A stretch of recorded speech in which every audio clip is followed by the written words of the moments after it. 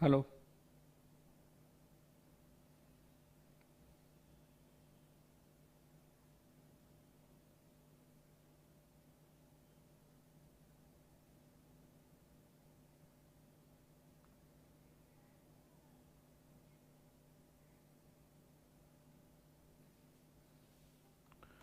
चलो,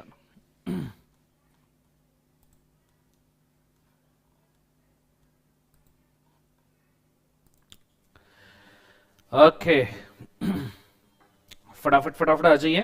और जो लोग आ चुके हैं प्लीज मुझे बताइए क्या मेरी ऑडियो और वीडियो क्लियर है, फिर उसके बाद में हम आगे बढ़ना शुरू करेंगे बच्चों। फटाफट। Good morning Anshika, good morning everyone. So फटाफट मुझे बताइए, मुझे ऑडियो वीडियो आपको क्लियर है क्या, और फिर उसके बाद में हम आगे बढ़ेंगे। बहुत बढ़िया, thanks Jinan. जेनील,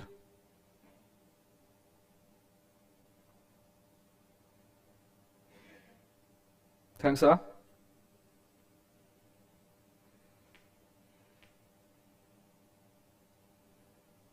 good morning, good morning Ketan, मुक्ता।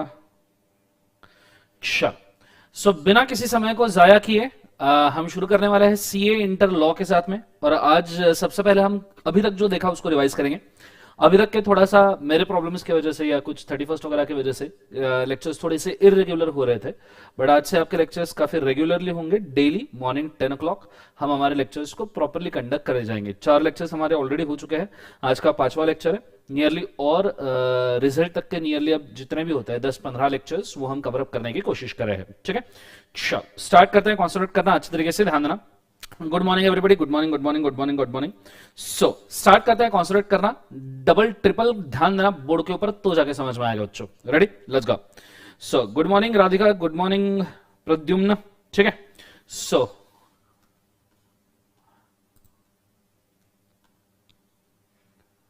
चलो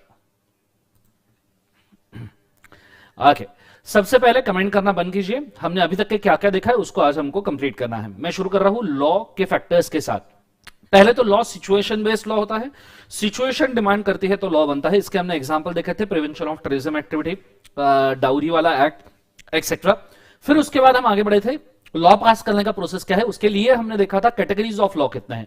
तो कैटेगरीज ऑफ लॉ कितने होते हैं बच्चों? 3। सबसे पहला कौन सा? यूनियन, दूसरा कौन सा? स्टेट, और तीसरा कौन सा? Concurrent law. कंसेप्ट समझ में आ रहा है? ये चीज तो सबको पता होगी। और उसके अंदर यूनियन लॉ में 97 एंट्रीज है, स्टेट लॉ में 66 एंट्रीज है, और कॉन्करेंट लॉ में 47 एंट्रीज है। अच्छा, फटाफट मुझे कमेंट्स में बताइएगा कि ये लॉ कौन से शेड्यूल में लिखा है, ये जो लिस्ट है ये कौन से शेड्यूल में लिखी है, और आर्टिकल नंबर कौन सा है जो पार्लियामेंट को ये लॉ पास करने का पावर देता है। फटाफट फटाफट मुझे बताइएगा कमेंट्स के अंदर कि कौन से शेड्यूल में लॉ लिखा है और कौन सा आर्टिकल नंबर है जो इसको पास करने के लिए पावर देता है। मैं वेट कर रहा हूं 2 मिनट के लिए, फटाफट बताइए एवरीबॉडी। भूल गए क्या? किसी को याद नहीं है जिंदगी में? कोई कमेंट नहीं आ रहा इसके अंदर तो है, या सब स्लो मोड में घुसे हुए हैं? आगे आर्टिकल नंबर 246, शेड्यूल नंबर 7। बहुत बढ़िया केतन, बहुत बढ़िया आशीष, बहुत बढ़िया मुक्ता, चलो बहुत बढ़िया क्षितिज, ऋषि, तृप्ति, आका, अंशिका, बहुत बढ़िया। सो शेड्यूल नंबर है 7, आर्टिकल नंबर है 246, जिसके अंदर हमने देखा था, और 245 में पावर दिया गया है पार्लियामेंट को। फिर हमने लॉ पास करने का प्रोसेस देखा था। पहला पॉइंट होता है ड्राफ्टिंग, दूसरा होता है इंट्रोडक्शन, तीसरा होता है रीडिंग, चौथा होता है कमेंट बाय पब्लिक, और पांचवा होता है स्टैंडिंग कमेटी ने उसको ठीक करना। यह होने के बाद में लॉ आता है पार्लियामेंट के ऊपर वापस से, या स्टेट लेजिस्लेचर के ऊपर वापस से। मुझे फटाफट बताइए, पार्लियामेंट के हाउसेस है 2, एक है लोकसभा, दूसरा है राज्यसभा। लोकसभा में टोटल नंबर ऑफ मेंबर्स कितने होते हैं फटाफट बताइए कमेंट्स के अंदर। लोकसभा के टोटल नंबर ऑफ मेंबर्स, जिसमें से हमको कितने मेंबर्स का अप्रूवल चाहिए। तो लोकसभा में अगर आप देखो बेटा बड़े अच्छे तरीके से, तो टोटल नंबर ऑफ मेंबर्स होते हैं कितने? बहुत बढ़िया, सब जन बोल रहे हैं 545, जबरदस्त। 545 में से हमको अप्रूवल कितने लोगों का चाहिए? 272 मेंबर्स का हमको अप्रूवल लगता है नॉर्मली। और राज्यसभा में नंबर ऑफ मेंबर्स कितने होते हैं? 245, जबरदस्त बेटा, सब जन 545 बोल रहे हैं, शानदार। और राज्यसभा में होता है 245, जिसमें से हमको 123 मेंबर्स का अप्रूवल लगता है 123। क्लियर है? स्टेट लेजिस्लेचर में दो हाउसेस होते हैं, state legislative assembly, state legislative council, Vidhan Sabha, Vidhan Parishad. फिर प्रेसिडेंट यहां लॉ पास करेगा, यहां गवर्नर लॉ पास करेगा, और फिर ऑफिशियल गैजेट में डिक्लेयर किया जाएगा कौन से दिन से कौन से एरिया में कितने लॉज। ये चीज होने के बाद में हम नेक्स्ट लेक्चर में आए थे, हमने देखा था कंटेंट्स ऑफ लॉ क्या होता है। हमने थोड़ा जम्मू एंड कश्मीर का भी हिस्ट्री देखा था, उसको मैं थोड़ा स्किप कर रहा हूं क्योंकि इंपॉर्टेंट नहीं है। हम आ रहे हैं कंटेंट ऑफ लॉ के ऊपर।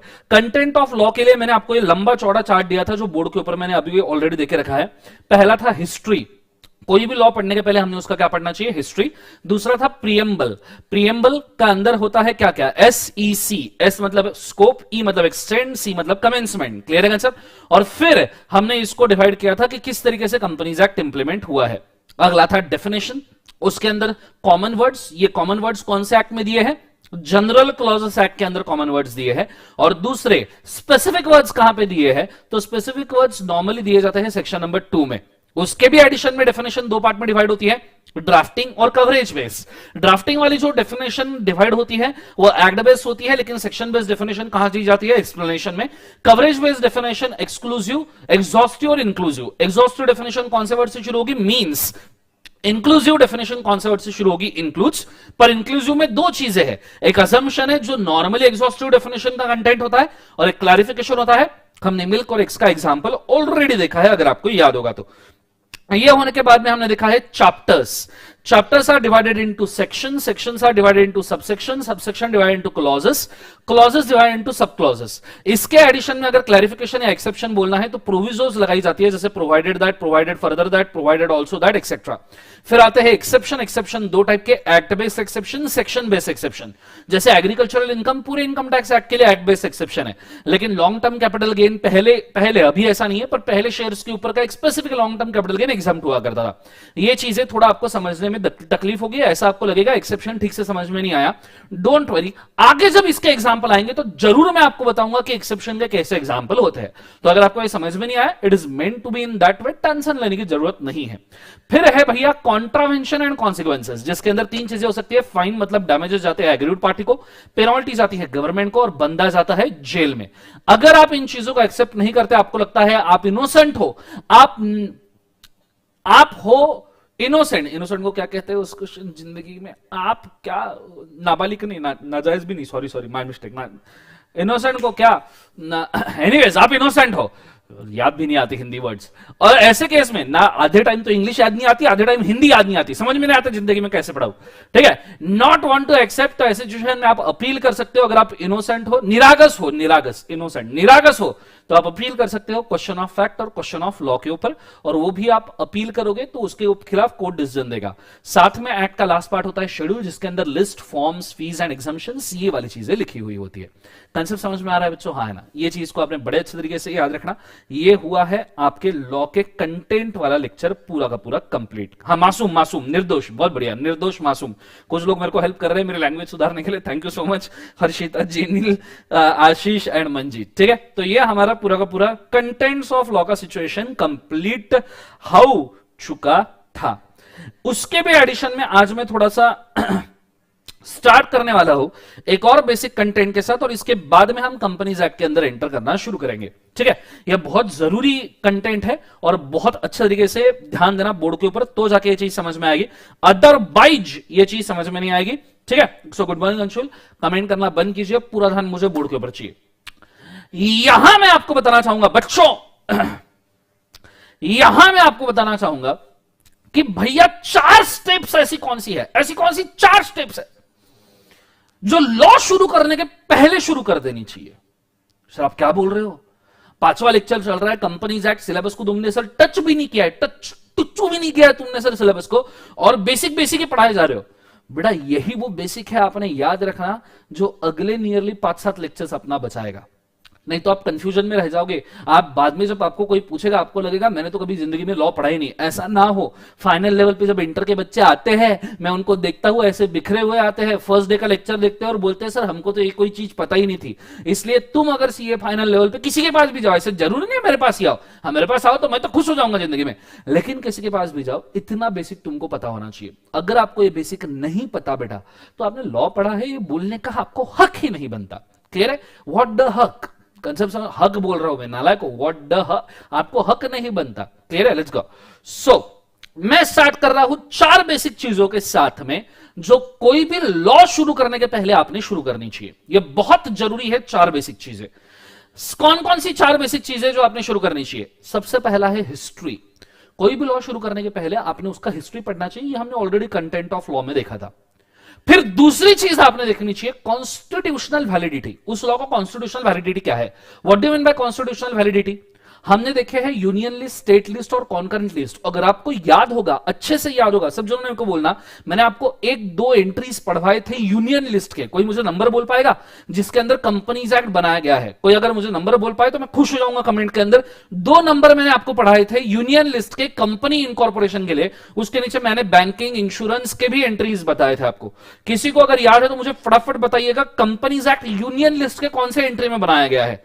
44, हाँ थोड़ा सा गलत हो गया पारुल, लेकिन एकदम सही, 43, 44, एंट्री नंबर 43, एंट्री नंबर 44। यहां कुछ लोग 44, 45 बोल रहे हैं, नजदीक हो जेनिल, एकदम शानदार सही बात। एंट्री नंबर 43, एंट्री नंबर 44 में कंपनीज एक्ट बनाए हैं। कॉन्स्टिट्यूशनल वैलिडिटी का ही मीनिंग ये होता है कि भैया आप कौन से लिस्ट के कौन से एंट्री नंबर पे बैठे हो। आपका लॉ यूनियन, कॉन्करेंट और स्टेट लिस्ट में से कौन से एंट्री नंबर पे बैठा हुआ है, ये रहता है कॉन्स्टिट्यूशनल वैलिडिटी। कंसेप्ट समझ में आ रहा है सबको? हाँ ना? ये कॉन्स्टिट्यूशनल वैलिडिटी हमको समझना पड़ता है हर लॉ के लिए। अब हमारे सिलेबस में जितने भी लॉ है, हम उनके कॉन्स्टिट्यूशनल वैलिडिटी ढूंढ के निकालेंगे कि भैया ये जो लिस्ट है ये इन्होंने बनाई है, इसमें से कौन से नंबर के एलिमेंट के ऊपर ये लॉ बनाया गया है। तीसरा होता है बच्चों अथॉरिटी स्ट्रक्चर।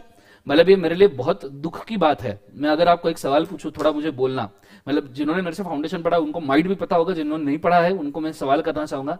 कंपनीज एक्ट में आपने डेफिनेशन पढ़ लिया, what is authority structure of companies act. और आपको बताऊं तो लॉ, ये लॉ ड्राफ्टिंग सिर्फ 10% होता है, एक्चुअल तो इंप्लीमेंटेशन अथॉरिटी को करना पड़ता है। सो मुझे कोई बता सकता है कि कंपनीज एक्ट में अथॉरिटी कौन है? एनीवन इन द कमेंट्स जरा बताइए कि who is the authority under companies act. जैसे मुझे एक बार बताओ, इनकम टैक्स में सीबीडीटी होता है, विजय सर ने आपको शायद बोला होगा, क्लियर? इनकम टैक्स में सीबीडीटी होता है, तो ऐसे कंपनीज एक्ट में कौन अथॉरिटी है, कौन कंपनीज एक्ट को संभालता है? एनीवन? एमसीए, शानदार, मिनिस्ट्री ऑफ कॉर्पोरेट अफेयर्स। सिर्फ एमसीए मानू या उसके साथ में भी कोई होगा? जैसे इनकम टैक्स में असिस्टिंग ऑफिसर होता है, ठीक है, आपने शायद सुना होगा असिस्टिंग ऑफिसर, वैसे एमसीए के साथ साथ में, बहुत बढ़िया, जितने लोग एमसीए बोल रहे हैं बहुत ही शानदार, जबरदस्त, जिंदाबाद, मिनिस्ट्री ऑफ कॉर्पोरेट अफेयर्स। पर उसके साथ कौन है? क्या एमसीए तो एक ही अथॉरिटी? आप सोचो एमसीए एक अथॉरिटी और 125 करोड़ की जनता है इंडिया में, 125 करोड़ की जनता और एक ही अथॉरिटी, बहुत नाइंसाफी है, बहुत नाइंसाफी है। तो मुझे एक बात बताओ, हाँ आरओसी कुछ लोगों ने सुना होगा, बहुत बढ़िया पारुल, केतन, आरओसी। किसी ने ट्रिब्यूनल सुना होगा, शानदार, चंद्रकला ट्रिब्यूनल, चलो बहुत बढ़िया, मतलब कुछ तो वर्ड आपको पता है, सिर्फ इस स्ट्रक्चर को मेरे को थोड़ा सा ठीक से ना है। पर याद रखना, कोई भी लॉ बिना अथॉरिटी स्ट्रक्चर के शुरू करना पाप है, ये पाप नहीं, पाप का बाप है। कंसेप्ट समझ में आ रहा है? अथॉरिटी स्ट्रक्चर, ये 4 चीजें अगर आपने नहीं पढ़ी और आपने लॉ शुरू कर दिया, आपकी लग गई। क्लियर है? ऐसा बिल्कुल नहीं करना चाहिए, खतरे से खाली नहीं है ये चीजें, कृपया घर पे ट्राई ना करें। यहां ट्रेंड प्रोफेशनल्स इन चीजों को अपने रिस्क पे ट्राई करते हैं। कंसेप्ट समझ में आ रहा है? तो ये चीजें कृपया घर पे ट्राई ना करें। उसके बाद में लास्ट वाली चीज है चैप्टर स्ट्रक्चर। लोग पूरा का पूरा लॉ पढ़ लेते हैं, पता ही नहीं रहता चैप्टर स्ट्रक्चर क्या है। कोई मुझे बता पाएगा? कॉन्ट्रैक्ट एक्ट आपने पढ़ा है तो उसका चैप्टर स्ट्रक्चर क्या है? How many number of chapters are there in the contract act? Clear है? या आपने कंपनीज एक्ट शुरू किया था, how many number of chapters there in the companies act? या आपने सेल ऑफ गुड्स खत्म किया है, how many number of chapters in the sale of goods? How many number of chapters in the partnership? Anyone? मुश्किल है, मुश्किल है, ये चीज शायद आपको नहीं पता होगी और आप ये कहोगे कि सर मैंने तो कॉन्ट्रैक्ट पढ़ा है, सेल ऑफ गुड्स पढ़ा है, पार्टनरशिप पढ़ा है, तो मैं इसको सही नहीं मानता। क्लियर है? तो ये चीज को आपने याद रखना चाहिए। फिलहाल मैं चैप्टर स्ट्रक्चर के लिए आपको एक छोटा ब्रीफ दे रहा हूं, हालांकि इसके डिटेल्स में हम जाएंगे थोड़े 1-2 लेक्चर्स के अंदर ही, डोंट वरी। लेकिन डिटेल बोल दूं, 1 से लेके 123 7 चैप्टर्स है। हालांकि अब मैं इसको थोड़ा सा चेंज कर दूंगा। अभी टोटल नंबर ऑफ चैप्टर्स अगर मैं बोलूं, मतलब मैं आपको यहीं पे चैप्टर स्ट्रक्चर थोड़ा सा डिटेलिंग दे दूं कंपनीज एक्ट का।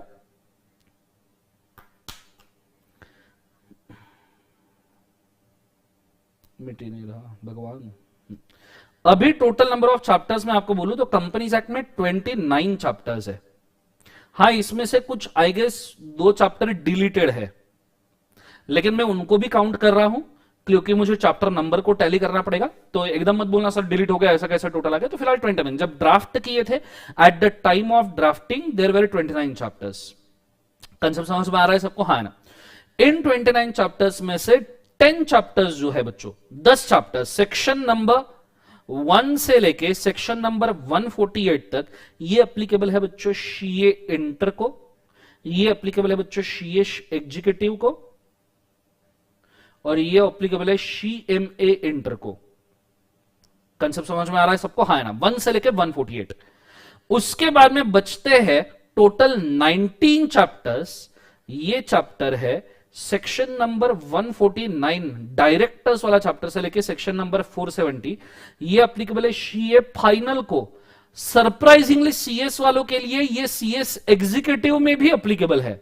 सीए एप्लीकेबल होता है सीए में फाइनल वालों को। सीएस एग्जीक्यूटिव के लिए तो कंपनी लॉ मेन पोर्शन होता है, तो सीएस एग्जीक्यूटिव में ही पूरा समझा दिया जाता है। सीएस वालों के लिए company law is a main portion, तो सीएस एग्जीक्यूटिव में पूरे 470 सेक्शन ठोक दिए हैं। कंसेप्ट समझ में आ रहा है? तो जो सीएस कर रहे हो और ये लेक्चर्स देख रहे हैं, उनको पूरे 470 सेक्शंस के लेक्चर आपको मिलने वाले हैं। क्लियर है?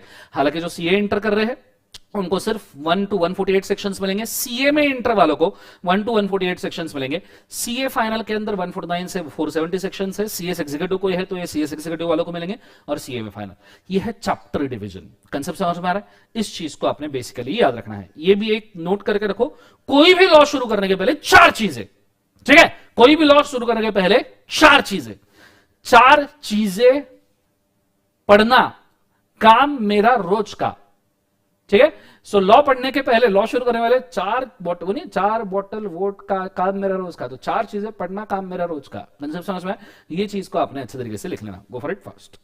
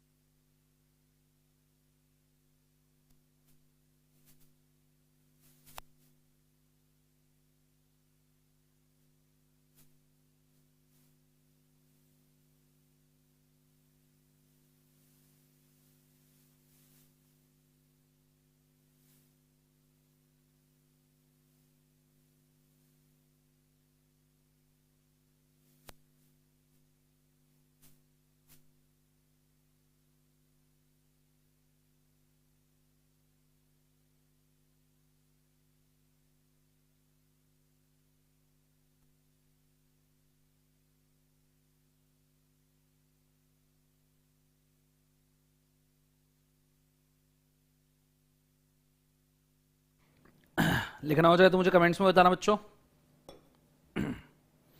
कि हुई गयो कहीं।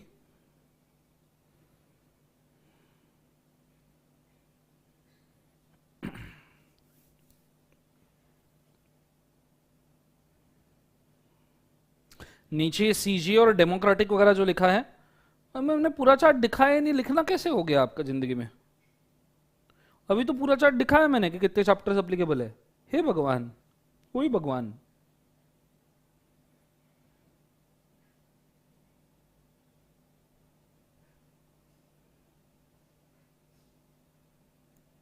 पीपीएल का फुल फॉर्म पीपल बेटा।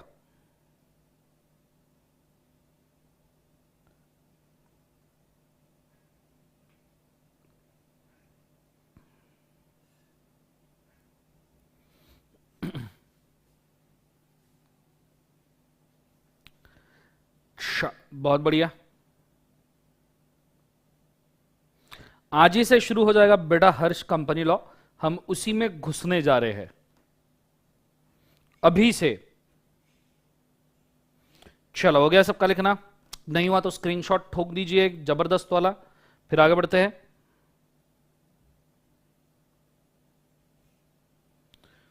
ओके, किसी का रह गया तो कमेंट करके बताइएगा मुझे बच्चों। पीलीज,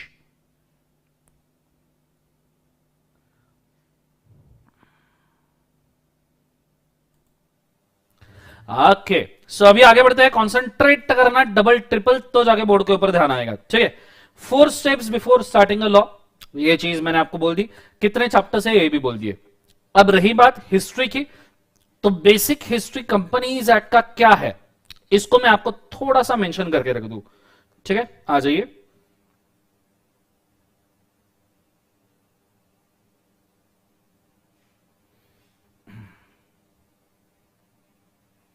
या फिर मेरे को ऐसा लगता है कंपनीज एक्ट का हिस्ट्री हम थोड़े देर बाद लेंगे। कॉन्स्टिट्यूशनल वैलिडिटी कंपनीज एक्ट के लिए आप थोड़ा सा नोटिंग करके रखना, आप जिस रजिस्टर में लिख रहे हो उसी के अंदर लिख के रखना। हालांकि हम ऑलरेडी देख चुके हैं यूनियन लिस्ट में, तो कॉन्स्टिट्यूशनल वैलिडिटी के लिए लिख के रखिए, कंपनीज एक्ट के लिए लिखना, ठीक है। हिस्ट्री हम थोड़ी देर बाद देखेंगे, कल के या परसों के लेक्चर में, लेकिन कॉन्स्टिट्यूशनल वैलिडिटी के लिए लिखना first thing. The companies act, मैं डिक्टेट कर रहा हूं, रजिस्टर में लिखना। The companies act is created, the companies act is created under entry number 43, under entry number 43 and entry number 44, under entry number 43 and entry number 44 of the union list, of the union list, of the union list to the 7th schedule, to the 7th schedule of Constitution of India, to the 7th schedule of Constitution of India, as empowered, to the 7th schedule of Constitution of India as empowered under Article 245, 246, as empowered under article number 245, 246 of Constitution of India, as empowered under article number 245, 246 of Constitution of India to the Parliament, to the Parliament, full stop.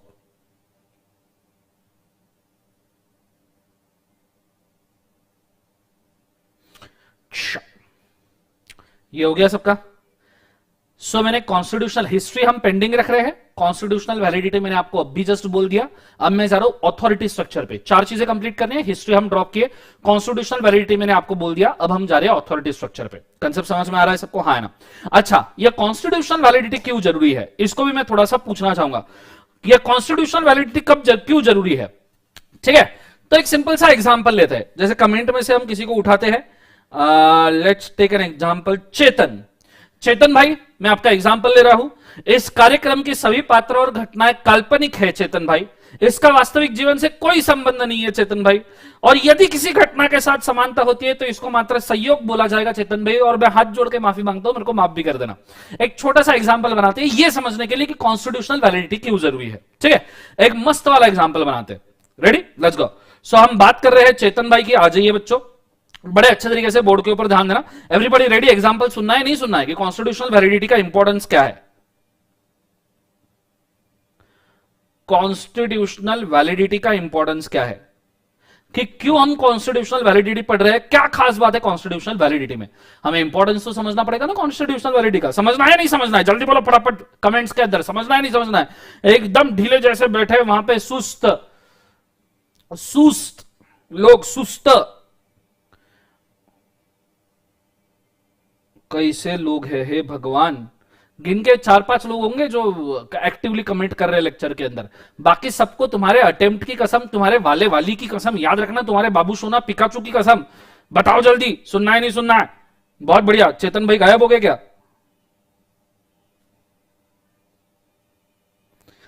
Okay let's go. So constitutional validity हमको क्यों देखना है, ठीक है, let's go. अब चेतन कर रहा था सीए, तो यहां से 3.5 साल में चेतन बन गया सीए चेतन। हे वाह वाह वाह वाह, कितना अच्छा लगता है ना जब आपके नाम के आगे ये चीज लिखी गई।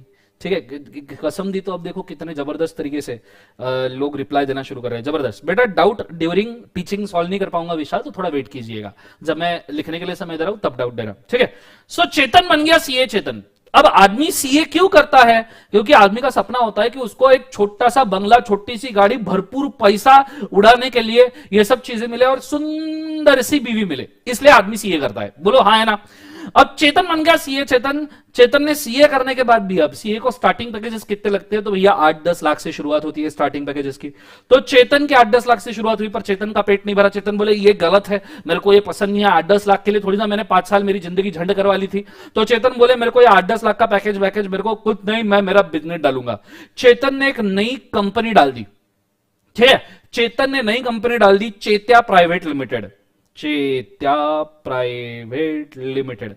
और चेता प्राइवेट लिमिटेड डाल के चेता ने डिसाइड किया कि इस कंपनी में मैं फ्रॉड करेगा। आजकल ट्रेंड है ना कि भैया 10-15 हजार करोड़ का कम से कम फ्रॉड करो और फिर एरोप्लेन लेके मस्त उड़ जाओ देश के बाहर, तो कोई तुमको पकड़ नहीं पाएगा। अभी तो ये ट्रेंड चल रहा है कि भैया 10-15 हजार करोड़ से नीचे नहीं करना, इज्जत नहीं रहेगी। आपको शायद नहीं पता, जब नीरव मोदी ने पंजाब नेशनल बैंक की, राइट, उसका जब कांड किया था नीरव मोदी ने, कितना बड़ा का झोल किया था, 13-14 हजार करोड़ का नीरव मोदी ने झोल किया था और प्लेन लेके भाग गया। आपको पता है उसी ड्यूरेशन में एक और बैंक थी, if I am not wrong, oriental bank of commerce, उसके अंदर 350-400 करोड़ का फ्रॉड हो गया था। आपको पता है, मतलब नीरव मोदी ने जब किया था पीएनबी का फ्रॉड, उस वक्त एक और बैंक थी जिसके अंदर 350-400 करोड़ का फ्रॉड हुआ था। नीरव मोदी का फ्रॉड था 10-12 हजार करोड़ का, वो छोटी सी ओरिएंटल बैंक का फ्रॉड था 300-400 करोड़ का।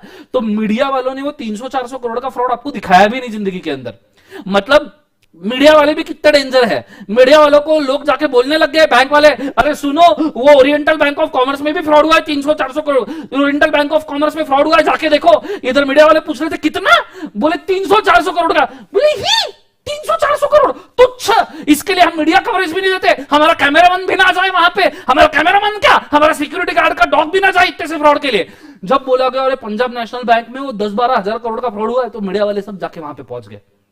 ऐसी तो दुनिया है। मतलब इनको फ्रॉड की भी न्यूज देनी है तो इनको 10,000 करोड़ से भी बड़ा फ्रॉड करना है, 10,000 करोड़ से बड़ा। इज्जत रहे, फ्रॉड करने के बाद इज्जत रहे, लोग इज्जत से देखे तो कोई जिंदगी के अंदर सेंस है। कंसेप्ट समझ में आ रहा है सबको? हाँ ना, ये भी चीज होती है जिंदगी के अंदर। तो चेता बोले मैं भी ऐसा ही करूंगा। चेता ने मस्त फ्रॉड ठोक दिया। समझो चेता का लकी नंबर था भैया 12, 14, 15, लोग कोई भी, तो चेता ने फ्रॉड कर दिया भैया 15,000 करोड़ का। 15,000 करोड़ कितने जीरो लगते हैं, मतलब पढ़ते पढ़ते पढ़ते पढ़ते अपनी तो जिंदगी निकल जाएगी। 15,000 करोड़ रुपए का चेता ने फ्रॉड कर दिया। चेता बोले मैंने फ्रॉड कर दिया, मेरा काम हो गया। फिर चेता एक दिन अपने ऑफिस के कैबिन में चिल मार रहा था, सेक्रेटरी के साथ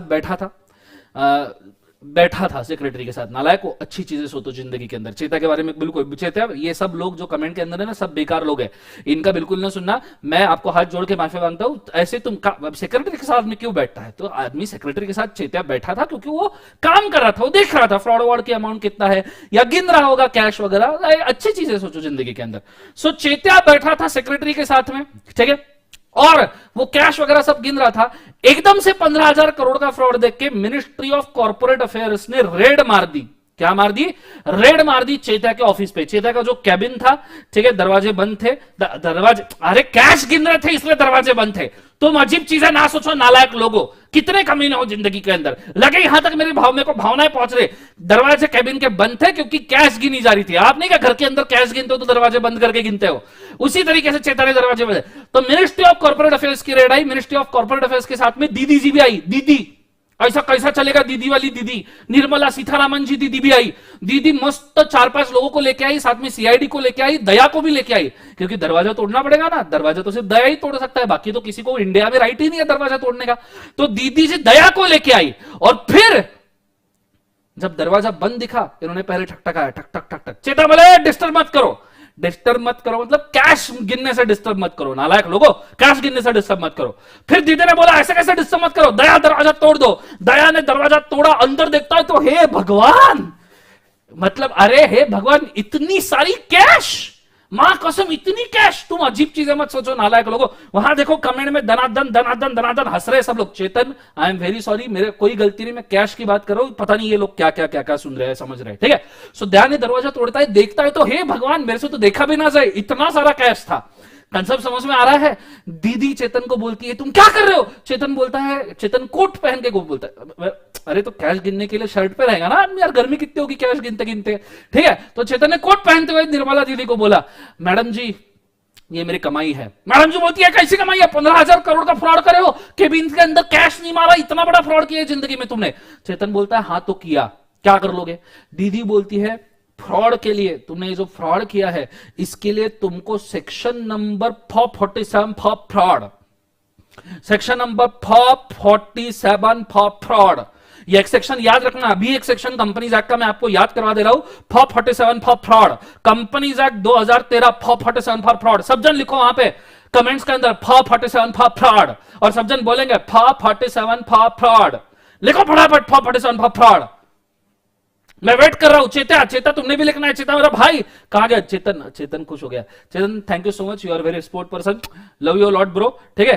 447 फॉर फ्रॉड लिखो फटाफट, 447 फॉर फ्रॉड,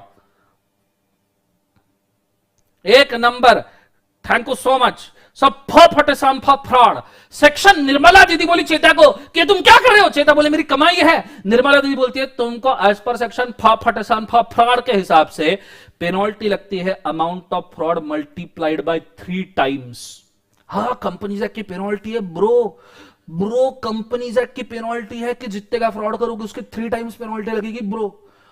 चेता को बोला amount of fraud multiplied by 3 times. चेता बोलता है कोट पहन लिया बटन लगाते हुए, चेता बोलता है बटन लगाते हुए माना मैंने कंपनीज एक्ट में पेनल्टी लिखी है, मैं मानता हूं कंपनीज एक्ट के सेक्शन 447 फॉर फ्रॉड में पेनल्टी लिखी है, मैं मानता हूं कि भैया 15,000 करोड़ मल्टीप्लाइड बाय 3 टाइम्स की पेनल्टी लिखी है, मैं मानता हूं दीदी मैं मानता हूं कि ये सब लिखा है, पर दीदी मैं इसको फॉलो क्यों करूं। किसने बोला कि कंपनीज एक्ट मुझे लगता है, दीदी कहां लिखा है कंपनीज एक्ट मुझे लगता है, मैं इसको फॉलो क्यों करूं।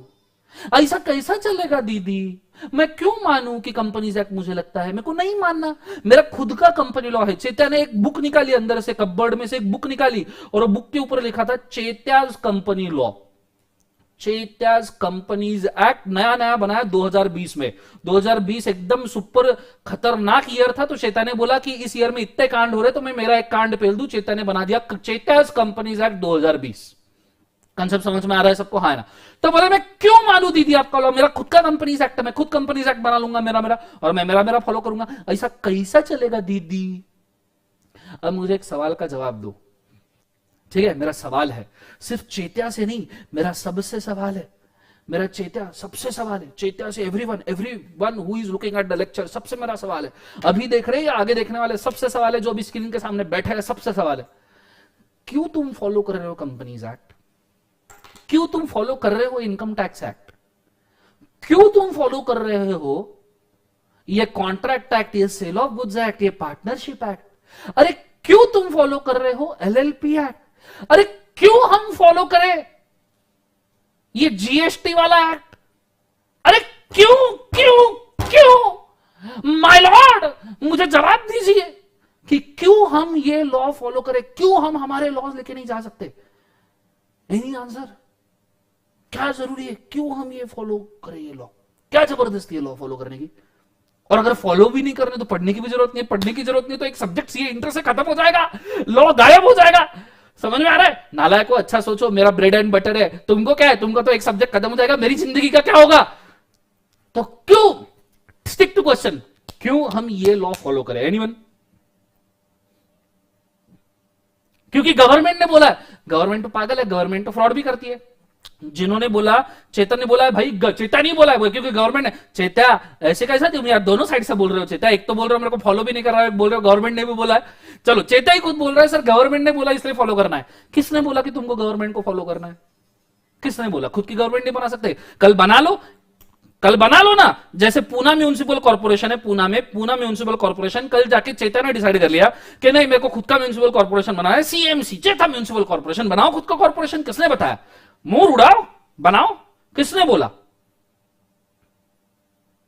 हाँ, अब जाके कुछ लोग सही आंसर दे रहे हैं, जैसे आंशिका ने बोला कॉन्स्टिट्यूशनल वैलिडिटी, जैसे तुषार विशाल ने बोला कॉन्स्टिट्यूशनल वैलिडिटी, राघव ने बोला कॉन्स्टिट्यूशनल वैलिडिटी। बस बेटा इसी को हम कॉन्स्टिट्यूशनल वैलिडिटी कहते हैं। हेडिंग देखो ना, हेडिंग तो पढ़ो नालायक को, कम से कम हेडिंग में लिखा है कॉन्स्टिट्यूशनल वैलिडिटी। सिंपल सी बात, आप इंडिया के टेरिटोरी पे पैदा हुए, इंडिया की टेरिटोरी, व्हाट इज इंडिया की टेरिटोरी? मेरे देश की धरती,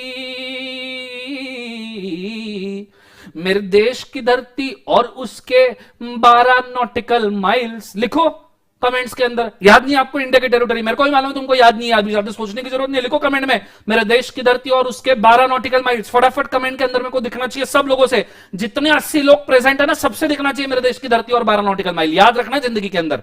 सो नहीं लिखा ना, तुमको तुम्हारे एग्जाम की कसम, तुमको तुम्हारे वाली एग्जाम की नहीं, मैंने एग्जाम की कसम दे दी, May 20 का अटेम्प्ट मर गया, अटेम्प्ट ही मर गया, जिंदा ही नहीं बचा May 20 का अटेम्प्ट। एग्जाम की आपको कोई कसम नहीं, आपके वाले या वाली की कसम आपको मिलने वाले। मेरे को कमेंट में चाहिए मेरे देश की धरती और उसके 12 नॉटिकल माइल्स। सो अगर आप इंडिया या इंडिया के टेरिटोरी के ऊपर हो तो आपको कॉन्स्टिट्यूशन ऑफ इंडिया एप्लीकेबल होता है। आपको क्या एप्लीकेबल होता है? कॉन्स्टिट्यूशन ऑफ इंडिया, इंडिया के टेरिटोरी में। और कॉन्स्टिट्यूशन ऑफ इंडिया ने आर्टिकल नंबर 245 में पार्लियामेंट को राइट दिया है। किसको राइट दिया है? पार्लियामेंट को राइट दिया है कि भैया इंडिया के टेरिटोरी में जितने लोग रहते हैं उनको पार्लियामेंट ने बनाए हुए लॉ एप्लीकेबल हो जाएंगे। और ये होता है कॉन्स्टिट्यूशनल वैलिडिटी। आप ये contract tax, sale of goods, partnership, income tax, payment of bonus, payment of gratuity, POGA, POBA, FEMA, SEBI, SICRA, competition, banking, insurance IDA, factories act, industrial disputes act, minimum wages act, workmen's compensation act, contract, sale of goods, partner, ये जितने भी laws आप follow कर रहे हो, ये किस वजह से? Because of constitutional validity. क्योंकि कॉन्स्टिट्यूशन तुम्हें लगता है और कॉन्स्टिट्यूशन ने ही लॉ बनाने का पावर दिया है पार्लियामेंट को, तो लॉ भी तुम्हें एप्लीकेबल होता है। तो तुम ये बोल नहीं सकते कि मैं मेरा खुद का लॉ बनाऊंगे तो सिर्फ एक छोटा सा बुक बनते, पुस्तक बन के रह जाएगा, जिसके पेजेस फाड़ के उसके ऊपर समोसा कचौरी खा लेना, क्योंकि वो किसी भी काम का नहीं है। कंसेप्ट समझ में आ रहा है सबको? हाँ ना? ये चीज को दिमाग में फिट कर लो कि कॉन्स्टिट्यूशनल वैलिडिटी क्या होता है। ये सिर्फ एग्जांपल था, इसमें से कुछ लिखने की जरूरत नहीं है। हाँ, कॉन्स्टिट्यूशनल वैलिडिटी के लिए आप बुक में जहां पे लिखा है उसके नीचे नोट डाल सकते हो, लिखना। बहुत बढ़िया, सब लोग शानदार कमेंट किए हैं, जबरदस्त, जिंदाबाद। मेरे देश की धरती और 12 नॉटिकल माइल्स। फिर भी सिर्फ 20-25 लोगों ने कमेंट किया। बचोते बचो 50 लोग नालायक हो, सुधरो जिंदगी के अंदर। वहां कमेंट में डालोगे, लॉन्ग टर्म में याद रहेगा, तुम्हारे भलाई की बात बोल रहा हूं। नहीं सर, तुमको तो कमेंट्स के पैसे मिलेंगे, मेरे को घंटा कुछ नहीं मिलने वाला तुम्हारे कमेंट्स में से, वैसे ही फ्री लेक्चर्स है, चीज को याद रखना। ठीक है, let's go.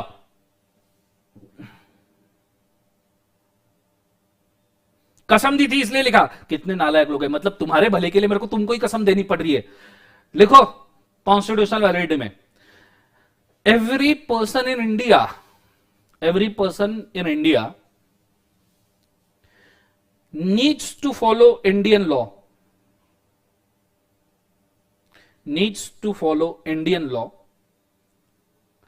as it is mandated by constitution,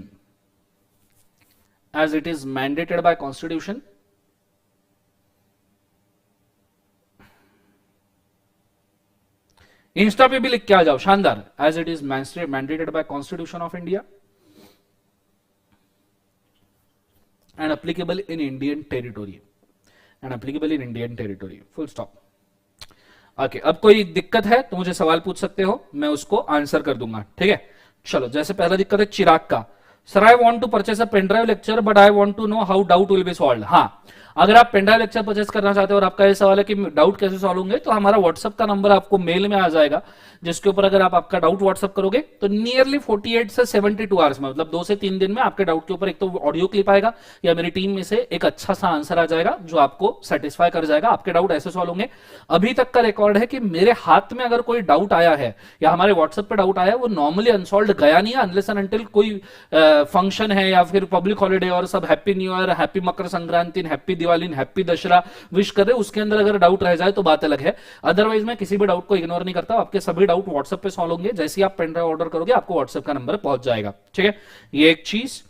दूसरा सवाल, गूगल ड्राइव पे जो लेक्चर मिलेंगे आगे वो न्यूली रिकॉर्डेड रहेंगे, क्योंकि हम लेक्चर्स रिकॉर्ड ही कर रहे हैं अभी धीरे धीरे, तो आपको न्यूली रिकॉर्डेड ही लेक्चर्स मिलेंगे। ठीक है विशाल, चलो, thank you so much. Constitutional validity यहां पे आपका खत्म होता है। Thank you so much Chetan. Chetan को सब लोग थैंक्स बोलना। You are sports kind of person बेटा, बहुत थैंक यू सो मच। आपकी वजह से बहुत सारे बच्चों को एक अच्छा कंसेप्ट समझ में आ गया। चलो, अब मैं जा रहा हूं नेक्स्ट वाली चीज। अब हम देखेंगे दीदी को। देखो, चार चीजें मैंने बोली थी। कौन सी चार चीजें? हिस्ट्री, हिस्ट्री हम पेंडिंग रखे हैं तो उसको छोड़ दो। कॉन्स्टिट्यूशनल वैलिडिटी हमारा हो गया। अब बचा क्या है? ऑथोरिटी स्ट्रक्चर और chapter structure. Authority structure, chapter structure, authority structure, chapter structure. ठीक है, ये दो चीजें हमको कंप्लीट करनी है। आ जाइए।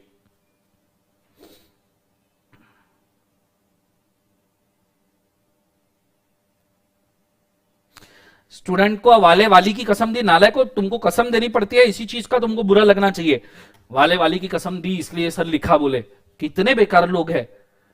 गुलाब गर्ग, नाम कितना भारी है, गुलाब, गुलाब। चलो बहुत बढ़िया, लेट्स गो। पीडी अभी इसके बाद में जो ऑर्डर करेंगे उनको न्यू लेक्चर्स मिलेंगे, लेकिन थोड़ा सा वेट करना पड़ेगा बेटा, क्योंकि लेक्चर्स रेडी होने में नियरली 10-15 दिन का समय लगेगा। तो आप जरा 10 दिन के बाद ऑर्डर करना, तो आपको at least sufficient of number of उतने लेक्चर्स मिलेंगे जितने आप कर सको, तो आपको सेकंड पीडी भी अवेलेबल हो जाए। ठीक है, जनवरी एंड तक के अभी से मैं शुरू कर रहा हूं सभी लेक्चर्स के रिकॉर्डिंग, जो जनवरी एंड तक के पूरा खत्म हो जाएगा। ठीक है, ये चीज को आपने याद रखना। चलो मैं शुरू करता हूं। कॉन्सेंट्रेट करना, डबल ट्रिपल बोर्ड के ऊपर मुझे ध्यान चाहिए। अब हम शुरू कर रहे हैं authority structure under companies act. CA foundation में आपने शायद ये नहीं देखा होगा, बहुत इंपॉर्टेंट है, बोर्ड के ऊपर बड़े अच्छे तरीके से ध्यान देना। Ready, let's go. First thing, comments करना बंद कीजिए, बोर्ड के ऊपर ध्यान। सबसे पहली बात तो जो अपेक्स अथॉरिटी है, दीदी दीदी, तो जो अपेक्स अथॉरिटी है कंपनीज एक्ट में, वो है मिनिस्ट्री ऑफ कॉर्पोरेट अफेयर्स। और मिनिस्ट्री ऑफ कॉर्पोरेट अफेयर्स के चेयरमैन है दीदी निर्मला सीतारामन जी। दीदी ये मिनिस्ट्री ऑफ कॉर्पोरेट अफेयर्स के चेयरमैन है। हालांकि ये सीट कई लोगों ने, मतलब जब से कंपनीज एक्ट बना तब से मिनिस्ट्री ऑफ कॉर्पोरेट अफेयर्स के कौन कौन चेयरमैन है ये भी बोलो। हम इंडियन पॉलिटिक्स में थोड़ा घुसे ही थे लॉ बनाने के लिए, तो समझ लेना। 2013 में जब कंपनीज एक्ट बनाया गया था तो मिनिस्ट्री ऑफ कॉर्पोरेट अफेयर्स के चेयरमैन थे सचिन पायलट। सचिन पायलट। फिर 2014 से जब बीजेपी सरकार आई, 2014 से लेकर नियरली 2019 तक के जो बीजेपी सरकार आई, उसमें हमारे जो चेयरमैन थे मिनिस्ट्री ऑफ कॉर्पोरेट अफेयर्स के, दैट इज अरुण जेटली बाबा। अरुण जेटली सुना होगा। इनका सेलेना जेटली से कोई लेन देन नहीं है, नालायक बच्चों, हीरोइन से वगैरह कंपेयर हो। अरुण जेटली जी अलग है, नालायक लोग। और फिर 2019 से लेके हमारी दीदी निर्मला सीतारामन जी, दीदी, ये हमारे मिनिस्ट्री ऑफ कॉर्पोरेट अफेयर्स के चेयरमैन है। Nirmala ma'am, Arun Jaitley sir, Sachin Pilot sir, बड़े लोग हैं, रिस्पेक्ट के साथ में इनको सर मैम बोलना चाहिए। समझ में आ रही है कि तुमको। सो ये 3 चेयरमैन अभी तक के हो चुके हैं कंपनीज एक्ट 2013 में। सचिन पायलट जी, अरुण जेटली जी, निर्मला सीतारामन मैम। निर्मला सीतारामन मैम जिस एरिया के चेयरमैन है उसे हम कहते हैं the ministry of corporate affairs, MCA. अगर आपको एमसीए जानना है क्या है तो कभी आप चले जाना mca.gov.in वाले साइट पे, www.mca.gov.in।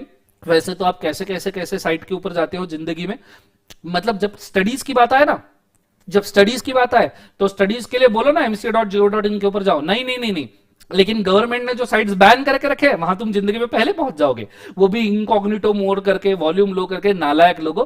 तो ये चीज को थोड़ा सा याद रखना, थोड़ी अच्छी साइट्स भी जिंदगी में देख लो। Ministry of corporate affairs, mca.gov.in, इसके ऊपर भी जाके आओ। गवर्नमेंट ने बैन किए हुए साइट्स के ऊपर ही हर बार जाना जरूरी नहीं है। ठीक है, let's go.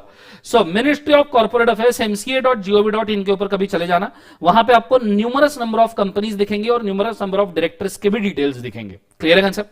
Ministry of corporate affairs के नीचे ऑथोरिटी स्ट्रक्चर 2 पार्ट के अंदर डिवाइड होता है। इसको मैं थोड़ा मिटा देता हूं वरना आपको दिखेगा नहीं। दीदी का नाम मैंने मिटा दिया, दीदी का नाम सबका ही मिटा देता हूं। इसको आपने याद रखना थोड़ा सा, ठीक है?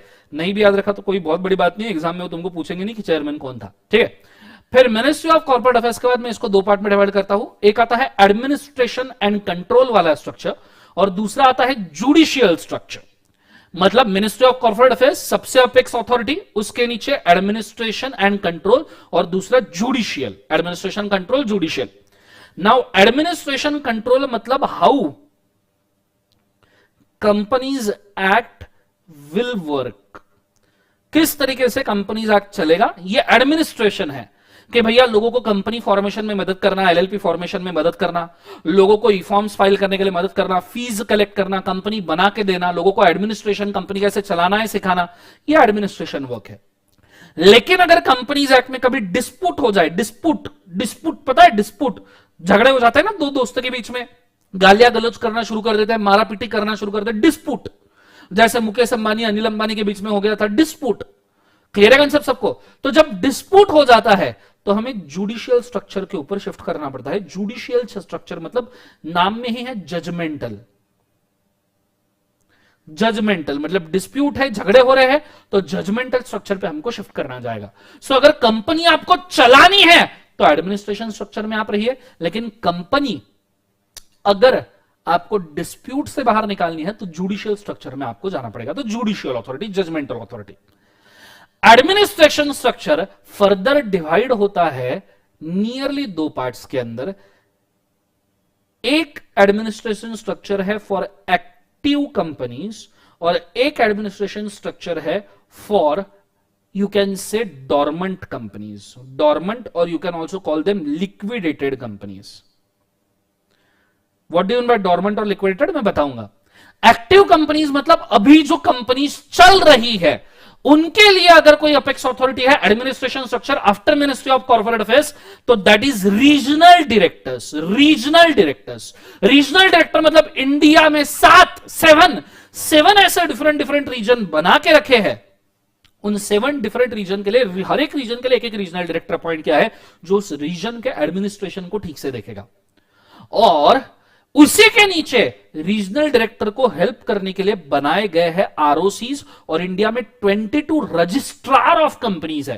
प्रोबेबली अगर आप किसी कैपिटल सिटी में रह रहे हो जैसे पूना, मुंबई, दिल्ली, उसके बाद में अगर हम किसी स्टेट की राजधानी बोले जैसे मद्रास, या किसी भी स्टेट की पटना वगैरह, तो आप किसी स्टेट की राजधानी में रह रहे हो तो ऐसे केस में there are quite a chances कि आपके यहां पे एक आरओसी होगा, registrar of companies. 37 states and union territories को मिला के 22 आरओसीज की नियुक्ति की गई है। इसका मतलब आप ये समझते हो कि 2-4 स्टेट मिलकर भी एक आरओसी हो सकता है।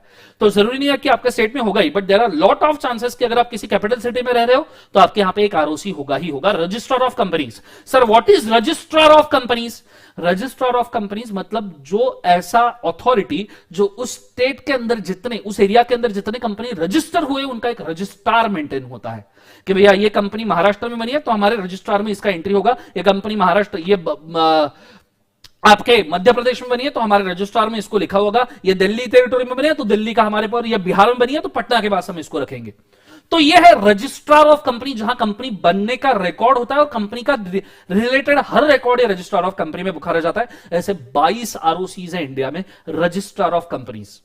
सर क्या 3-4 स्टेट मिलके एक आरओसी हो सकता है? बिल्कुल हो सकता है, जरूर हो सकता है, कोई डाउट नहीं हो सकता है। सर क्या एक ही स्टेट में एक से ज्यादा आरओसी हो सकती है? यह सवाल काफी जरूरी है, याद रखना। एक ही स्टेट में एक से ज्यादा आरओसी हो सकते हैं, ध्यान देना। क्या एक ही स्टेट में एक से ज्यादा आरओसी हो सकते हैं? बिल्कुल हो सकते हैं, हालांकि है। महाराष्ट्र जहां मैं रहता हूं जिस स्टेट में, वहां 2 आरओसीज है, एक मुंबई आरओसी है, एक पूना आरओसी है।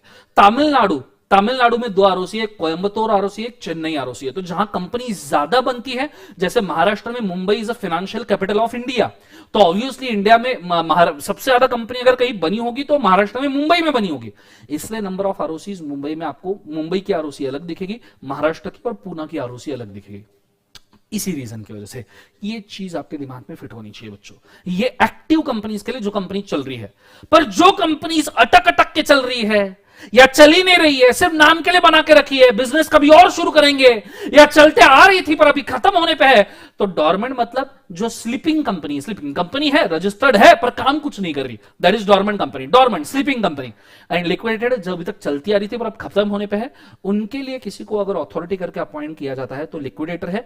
लिक्विडेटर का नंबर वेरिएबल है, लिक्विडेटर का नंबर वेरिएबल है।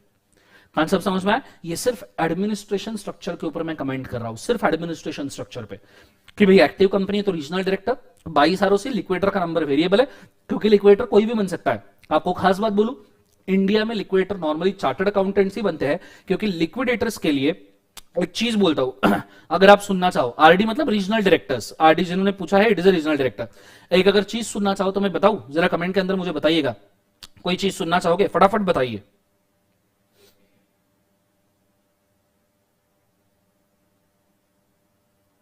ठीक है, फिलहाल कमेंट ना कीजिए बच्चों, फिलहाल रुक जाइए, पहले कंटेंट के ऊपर ध्यान दीजिए।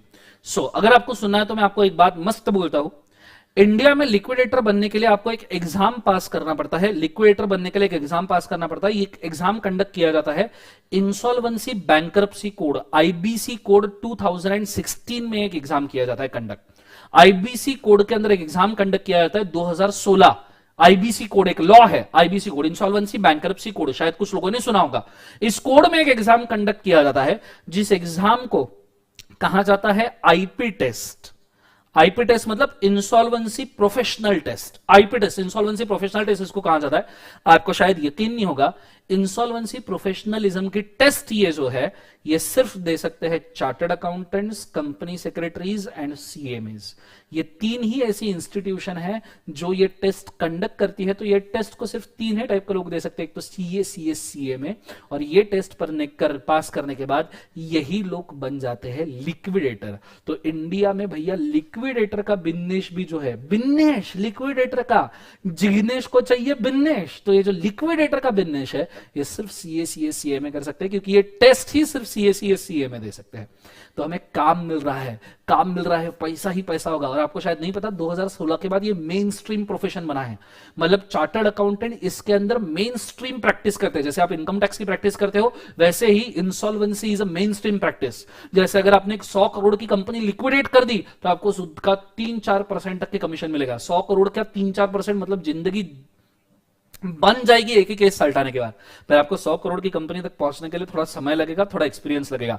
तो this is also kind of career. ये चीज को भी आपने याद रखना, फ्यूचर में आपको बहुत हेल्प कर सकता है। और इंसॉल्वेंसी मैं आपको सिंपली एक बात बोलूं क्यों ये हेल्प कर सकता है, अगर सुनना चाहोगे तो मैं थोड़े से नंबर आंकड़े बोलता हूं समझने के लिए। ठीक है, थोड़ा सा याद रखना। जब कंपनीज एक्ट 2013 आया ना, ऑफिशियल रिव्यू बोल रहा हूं, जो मिनिस्ट्री ऑफ कॉर्पोरेट अफेयर्स ने रिव्यू निकाला था वो ऑफिशियल रिव्यू बच्चों में आपके लिए बोल रहा हूं। 2013 में इंडिया में nearly 1.5 lakh companies per year बनती थी। 1.5 लाख कंपनीज पर ईयर बनती थी। 2013-14 फाइनेंशियल ईयर में 1.5 लाख कंपनीज पर ईयर बनी है। ऐसा हम अगर इमेजिन करें पिछले 70 सालों से कर रहे हैं, 70 ईयर्स से कर रहे हैं, अगर चलो 1.5 लाख नहीं बनी होगी, let's say on an average 50,000 company बनी है 70 सालों से, तो भी आप कंसिडर कर लो कि अगर 50,000 कंपनी बनी है 70 सालों से, तो हमने अभी तक, if I am not wrong, 35 lakh companies बना दी है। कम से कम 35 लाख कंपनीज बना दी होगी अभी तक, कम से कम 35 लाख कंपनीज। आपको पता है इंडिया में इसमें से सिर्फ 15,30,000 कंपनीज के आसपास का नंबर आज के डेट में एग्जिस्टिंग है। 15,30,000 कंपनीज का नंबर ही आज के डेट में एग्जिस्टिंग है।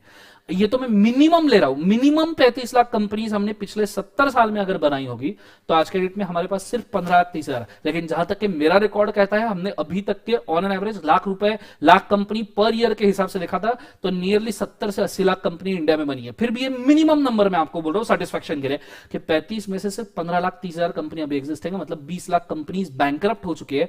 इसमें से भी अगर मैं आपको बताऊं तो active company on this date, active company अगर मैं आपको बोलूं तो नियरली 12 से 13 लाख ही कंपनी ऐसी होगी जो आज के डेट में एक्टिव होगी, और 2 लाख कंपनी एक तो डॉर्मेंट या लिक्विडेशन में घुसी हुई होगी, जिनका फ्यूचर गर्दिश में है। और अभी तो स्टार्टअप बिजनेस का जमाना है। आपको शायद नहीं पता, यह भी ऑफिशियल रिव्यू है कि अगर 100 बिजनेस एक साल में स्टार्टअप होते हैं तो उसमें से 85 नंबर ऑफ बिजनेस, 85% बिजनेस ये 3 साल के अंदर लिक्विडेट हो जाते हैं, खत्म हो जाते हैं। सिर्फ 15 बिजनेस सर्वाइव करते हैं। उस 15 में से भी 10 बिजनेस 10 साल के अंदर बेच दिए जाते हैं या खत्म हो जाते हैं। सिर्फ 5 स्टार्टअप बिजनेस सक्सेसफुल होते हैं। ये स्टार्टअप का ऑफिशियल रिव्यू है।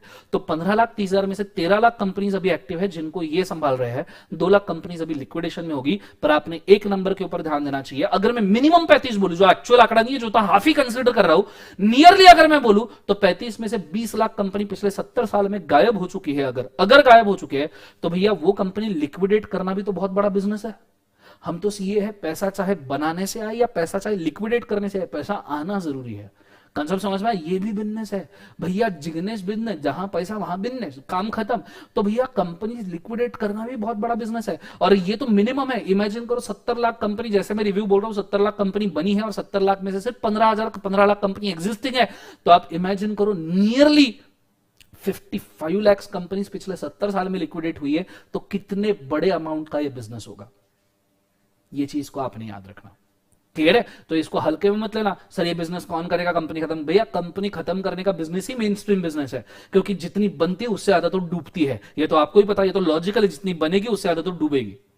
कंसेप्ट समझ में आया? ये तो सोसाइटी इसके भरोसे पे चलती है। ये चीज को आपने याद रखना, ये खास बात थी, इसको याद रखना। सीए करने के बाद में अगर आप आईबीसी का आईपी टेस्ट देते हो तो आप इंसॉल्वेंसी प्रोफेशनल जरूर बन सकते हो।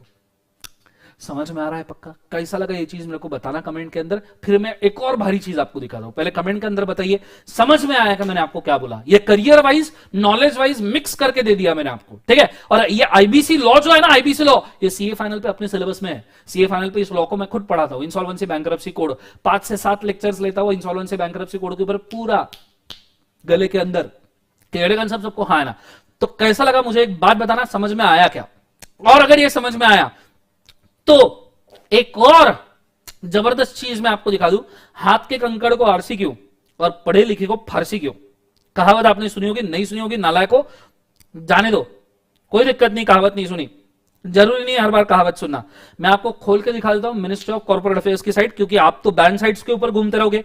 हाँ, वो गवर्नमेंट बैन साइट्स के ऊपर तुम घूमते रहोगे, नालायक लोगो, तो खोलोगे तो नहीं साइट। अभी तुमने लेक्चर देख लिया, फिर जाके तो तुम शुरू हो जाओगे जिंदगी में। तो मैं खुद ही आपको मिनिस्ट्री ऑफ कॉर्पोरेट अफेयर्स का साइट ओपन करके दिखा दूं, ऐसा सोच रहा हूं। क्लियर है? आ जाइए।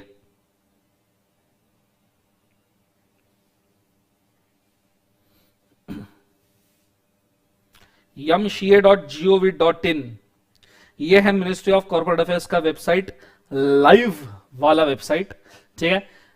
जिसके अंदर अलग अलग टैब्स आपको देखेंगे। I will just hover over this. हम कंपनीज एक्ट पढ़ने जा रहे हैं, कभी ऐसा ना हो कि आपने साइट देखा ही नहीं, इसलिए एक बार खोल के दो, साइट के दर्शन कर लेना, ठीक है? अबाउट एमसीए, अबाउट एमसीए में अगर आप जाओगे तो अबाउट एमसीए में मैं क्लिक करता हूं। लेट्स सी क्या अबाउट एमसीए में हमको कुछ मिलता है क्या। तो आ जाइए, ये देखो अबाउट एमसीए में मिनिस्ट्री ऑफ कॉर्पोरेट अफेयर्स वगैरह फलना ढकना वगैरह सब लिखा हुआ है कि प्रोफेशनलिज्म वगैरह, आईसीआई। ये देखो यहाँ पे आपकी बॉडीज का भी नाम लिखा है, company secretaries of India, institute of chartered accountant of India. सुना है आपने ये, कभी नाम सुने इंस्टीट्यूट के? वही कॉलेज जिससे आप सीए कर रहे हो। रिलेटिव्स पूछते हैं ना कौन से कॉलेज से सीए कर रहे हो, तो ये institute of chartered accountant of India, institute of company secretary. CMA वालों का यहाँ नाम नहीं दिया है, दिल छोटा करने की जरूरत नहीं है। सीएमए वाला का काम कंपनीज एक्ट में, लॉ में थोड़ा कम होता है, इनका कॉस्टिंग्स में काम ज्यादा होता है।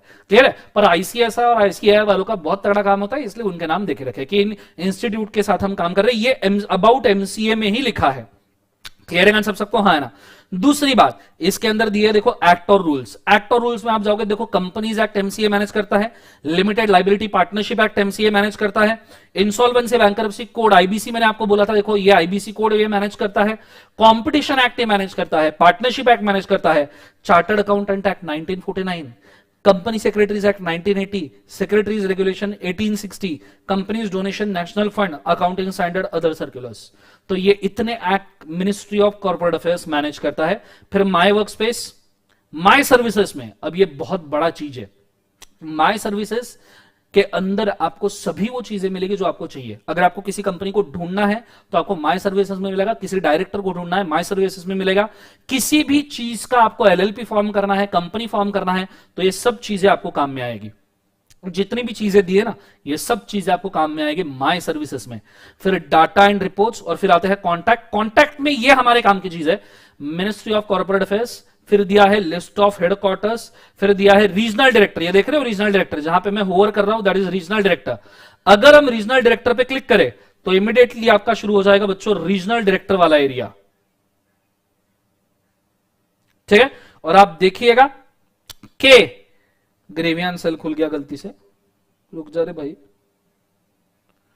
हमें चाहिए रीजनल डायरेक्टर्स। तो मैंने क्लिक किया रीजनल डायरेक्टर पे, और सी मैंने आपको 7 रीजनल डायरेक्टर बोले थे, देख लो, हाथ के कंकड़ को आरसीक्यू, पढ़े लिखे को आरसीक्यू, और रीजन भी याद रखना।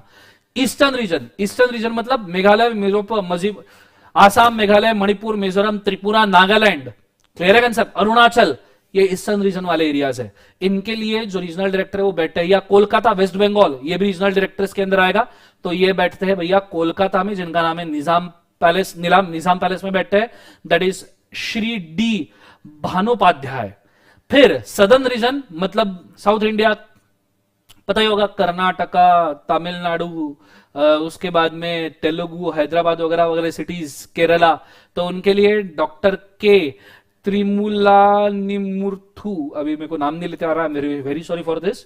फिर नदन रीजन में जम्मू कश्मीर, पंजाब, हरियाणा वगैरह, northern reason doctor Raj Singh. फिर वेस्टर्न रीजन महाराष्ट्र, मुंबई वगैरह Manmohan Juneja. North western region मतलब आप कंसिडर कर लो तो राजस्थान, गुजरात वगैरह, दैट इज। फिर सद eastern region, south eastern region जो मैंने आपको अभी बोला था वेस्ट बंगाल के नीचे वाला एरिया वो। फिर north eastern region, north eastern वाला रीजन जहां पे, तो आपको शायद समझ में आ रहा होगा, मैं ज्योग्राफी तो मेरी बहुत कच्ची है, पर मैंने 7 रीजनल डायरेक्टर्स आपको गिना के दे दिए। 7 रीजनल डायरेक्टर के बाद में मैंने आपको 22 आरओसीज बोले थे, register of companies. Let's see 22 ROCs कौन कौन से है। ये आपको कोई दिखा के ओपन करके साइट शायद कोई नहीं दिखाएगा आपको, मैं दिखा रहा हूं, ये चीज को आपने अच्छे से याद रखना। दैट इज 22 आरओसीज, गिनते जाओ, हर एक गिन नहीं सकते, पर मैं आपको बताऊंगा। तेलंगाना में है, आंध्र प्रदेश में आरओसी है, फिर मैंने बोला था 4-5 राज्य मिलके आरओसी बन सकता है, आसाम, मेघालय, मणिपुर, मिजोरम, नागालैंड, अरुणाचल प्रदेश, इन सब का मिला के आरओसी एक ही है। फिर बिहार, झारखंड के अंदर 2 आरओसी देके रखे, बिहार का अलग, झारखंड का अलग। फिर छत्तीसगढ़ में एक आरओसी देके रखा है। फिर उसके बाद में दिल्ली और हरियाणा के लिए एक आरओसी है, गोवा, दमन, दीव के लिए एक आरओसी है, गुजरात के लिए एक आरओसी है, हिमाचल प्रदेश में एक आरओसी है, जम्मू कश्मीर में एक है, कर्नाटक में एक है, केरला में एक है, मध्य प्रदेश में एक है, महाराष्ट्र में 2 है। मैंने महाराष्ट्र में 2 बोले थे, देखो मुंबई आरओसी, आरओसी ये चेंज हो गया है, मानो रजन दास, ये मुंबई आरओसी है, और पुणे आरओसी भी चेंज हो चुके हैं, मंगेश रामदास जाधव। तो ये वो आरओसी है, ये एकदम क्लीनली काम करते हैं, ना ये देते हैं ना लेते हैं, ना टेबल के नीचे से ना टेबल के ऊपर से, क्लियर है कंसेप्ट, एकदम क्लीन आरओसी करके काम करते हैं ऑनलाइन। फिर ओडिशा में आरओसी है। अगला अगर आप देखो पौंडीचेरी, पंजाब में आरओसी, राजस्थान, आपके स्टेट देख लेना, आपके स्टेट के हिसाब से आपका भी आरओसी मिल जाएगा। तमिलनाडु में मैंने 2 बोले थे, चेन्नई और कोयम्बतूर का, देखो 2 आरओसी है तमिलनाडु में। फिर उत्तर प्रदेश, फिर Uttarakhand, West Bengal, total number of ROC आप गिनो तो 22 इन नंबर ही है। ये चीज को आपने याद रखना। ये हो गया आपके आरओसीज। रही बात, आप पूछोगे सर लिक्विडेटर, तो लिक्विडेटर का नंबर वेरिएबल है, बिकॉज लिक्विडेटर तो चार्टर्ड अकाउंटेंट से बन सकते हैं, तो इनका नंबर हमेशा वेरिएबल रहेगा, कुछ ज्यादा होंगे कुछ कम होंगे। तो डिफरेंट ऑफिशियल लिक्विडेटर्स के यहाँ पे एड्रेसेस दिए हैं।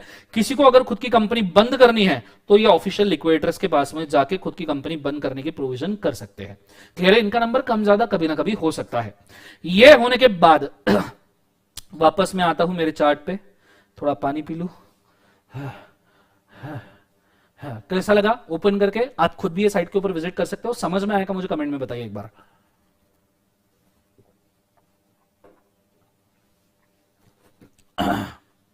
घर पे हो तो एकदम घर जैसा माहौल चल रहा है।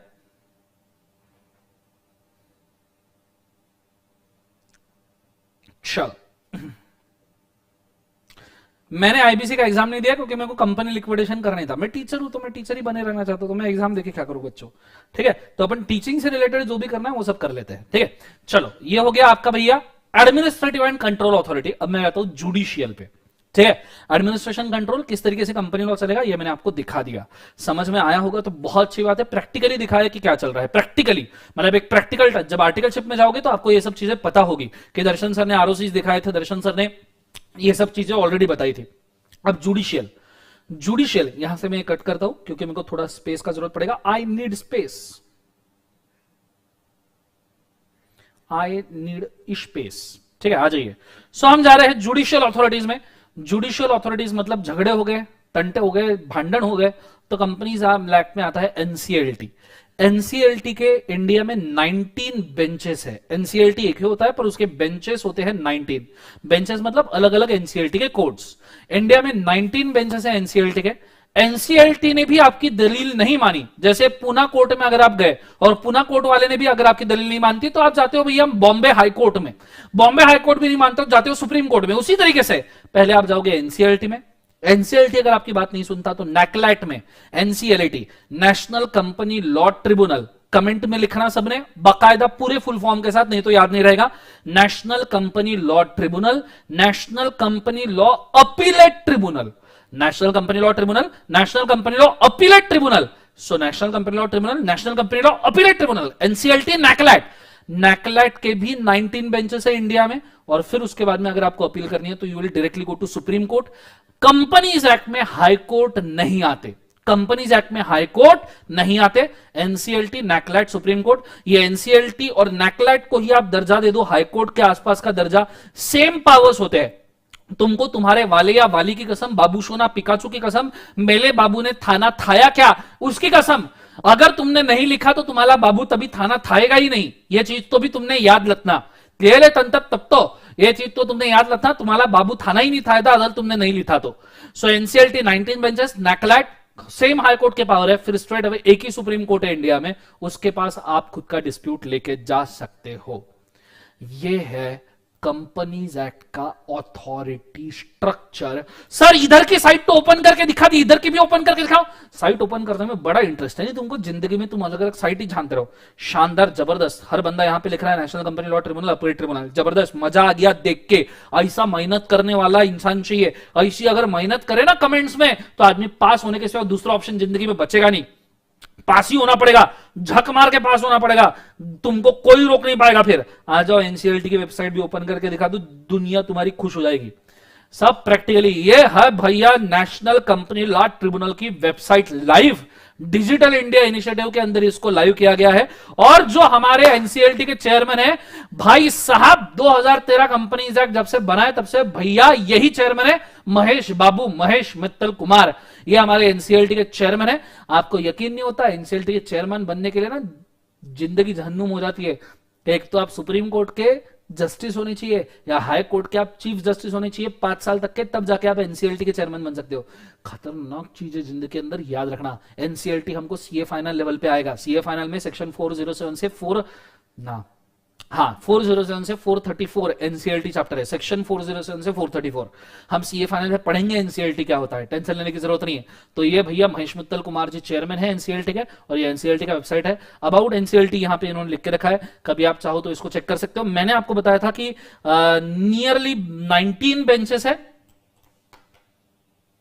ठीक है, तो 19 बेंचेस के आपको यहां पे नाम भी मिल जाएंगे। नीचे आपको थोड़ा आई गेस जूम करना पड़ेगा, मैं आपके लिए नाम पढ़ लेता हूं कौन कौन से बेंचेस है। तो याद रखना, न्यू दिल्ली में ही 2 बेंचेस है, एक नॉर्मल एक रीजनल वाला न्यू दिल्ली में ही बेंच है। फिर अहमदाबाद, इलाहाबाद, बेंगलुरु, चंडीगढ़, चेन्नई, गुवाहाटी, हैदराबाद, कोलकाता एंड मुंबई। 11 है या 19 है, गिनने दो, 19 नहीं शायद 11 होंगे, हाँ 11 है, my mistake, I am very sorry. 11 benches है एनसीएलटी के, मेरे को वही कंफ्यूजन था, 19 नहीं 11 बेंचेस है एनसीएलटी के। मैं हमारे पीपीटी में भी इसको ठीक कर दूं, ठीक है, my mistake, I am very sorry. 11 benches है एनसीएलटी का ऑल ओवर इंडिया, नैकलैट के भी उतने ही बेंचेस बनते हैं। यह है आपका ऑथोरिटी स्ट्रक्चर। मुझे यकीन नहीं होता कि लोग कंपनीज एक्ट पूरा पढ़ लेते हैं पर उनको अथॉरिटी स्ट्रक्चर ये लेवल का पता ही नहीं होता, पता ही नहीं होता आरओसी कितने हैं। तुम पूछ लो, कोई भी सीए इंटर का बच्चा अगर पास हुआ होगा, अपने से नहीं पढ़ा होगा, पूछ लेना भैया आरओसी कितने हैं, भैया रीजनल डायरेक्टर कितने हैं, भैया एनसीएलटी के बेंचेस कितने हैं। इतना प्रैक्टिकल लेवल का अंडरस्टैंडिंग बच्चों आपको चाहिए। बच्चे फाइनल पे आ जाते हैं और उनको ये स्ट्रक्चर पता नहीं होता। ये स्ट्रक्चर फाउंडेशन में ही पता होना चाहिए कंपनीज एक्ट को छूने के पहले। एनीवेज, अब ये मैंने स्ट्रक्चर आपको क्यों बताया, क्यों मैं इतना स्ट्रक्चर के ऊपर ध्यान दे रहा हूं, आगे जाके जब रीजनल डायरेक्टर वर्ड आएगा, आरओसी वर्ड आएगा, लिक्विडेटर वर्ड आएगा, एनसीएलटी वर्ड आएगा, तब आप क्या करोगे, बैठे रहोगे। पूरा सीए इंटर खत्म हो जाता है, बच्चों का लॉ पढ़ लेते हैं, उनको एनसीएलटी पर 1000 बार आता है, 1000 बार एनसीएलटी वर्ड आता है, बच्चे इग्नोर करके चले जाते हैं। हाँ होगा कोई तो भी, अरे होगा क्या कोई तो भी, जुडिशियल अथॉरिटी है। आरओसी वर्ड आता है, होगा कोई तो भी नहीं है, एडमिनिस्ट्रेटिव अथॉरिटी है, ministry of corporate affairs, apex authority है, इसके ऊपर आता है सेंट्रल गवर्नमेंट। इस स्ट्रक्चर को आप लिख लीजिए। और समझ में आया क्या, कैसा लगा, ये जरूर मुझे कमेंट में बताइए, सुन के अच्छा लगेगा, लिखे, go for it fast.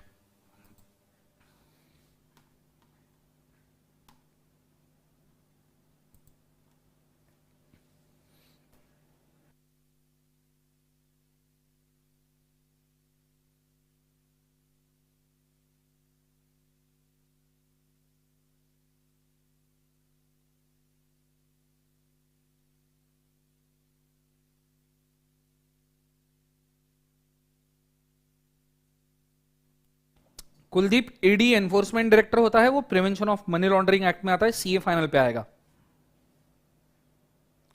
NCLT के साइड में 11 बेंचेस लिखा है।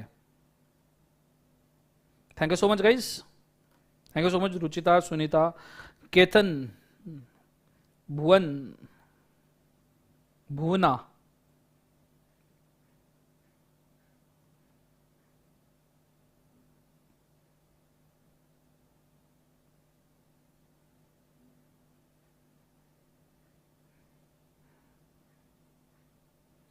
थैंक्स कनिका, अंशिका, इंद्रेश, ऋषि, शिमी।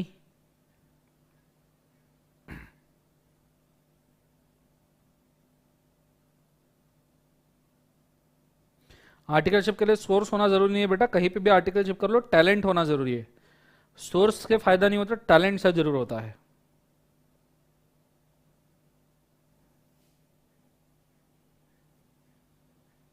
नेकलेट के साइड में हाईकोर्ट लिखा है और हाईकोर्ट के पावर्स नेकलेट को दिए गए हैं।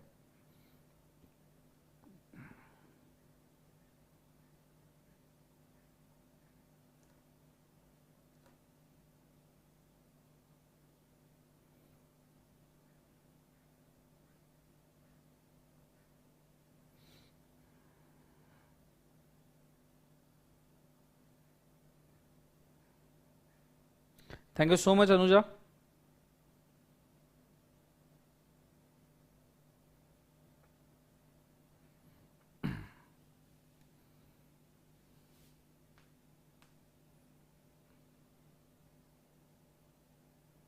Thank you so much Pradyumna. एक बार लिखना हो जाए तो कमेंट में बताना, घाई मत करना, किसी का रह गया तो भी कमेंट में बताना। ये कंटेंट लिखना बहुत जरूरी है, बहुत ज्यादा जरूरी। ये आगे आपको बहुत काम में आएगा।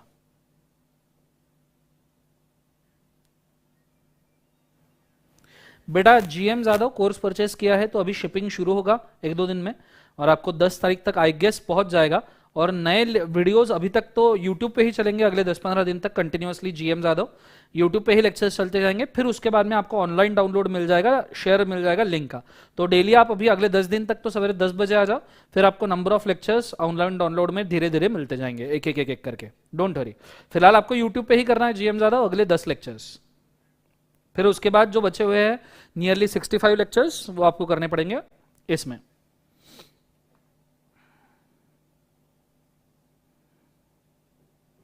एससी सुप्रीम कोर्ट बेटा अनुजा, एससी सुप्रीम कोर्ट। चलो डन, 100 बच्चे हैं ऑनलाइन, जबरदस्त, जिंदाबाद।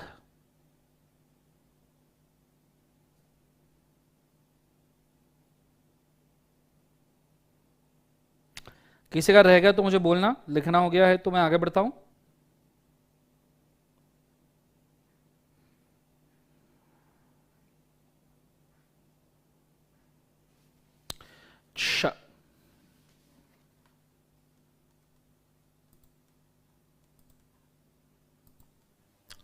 ओके डन एवरीबॉडी, समझ में आ रहा है नहीं आ रहा है? ओके यहां कुछ सवालों के जवाब दे दूं। एससी मतलब बच्चों सुप्रीम कोर्ट, क्लियर है कंसेप्ट? ये चीज को थोड़ा सा याद रखना, एससी मतलब सुप्रीम कोर्ट, क्लियर है कंसेप्ट?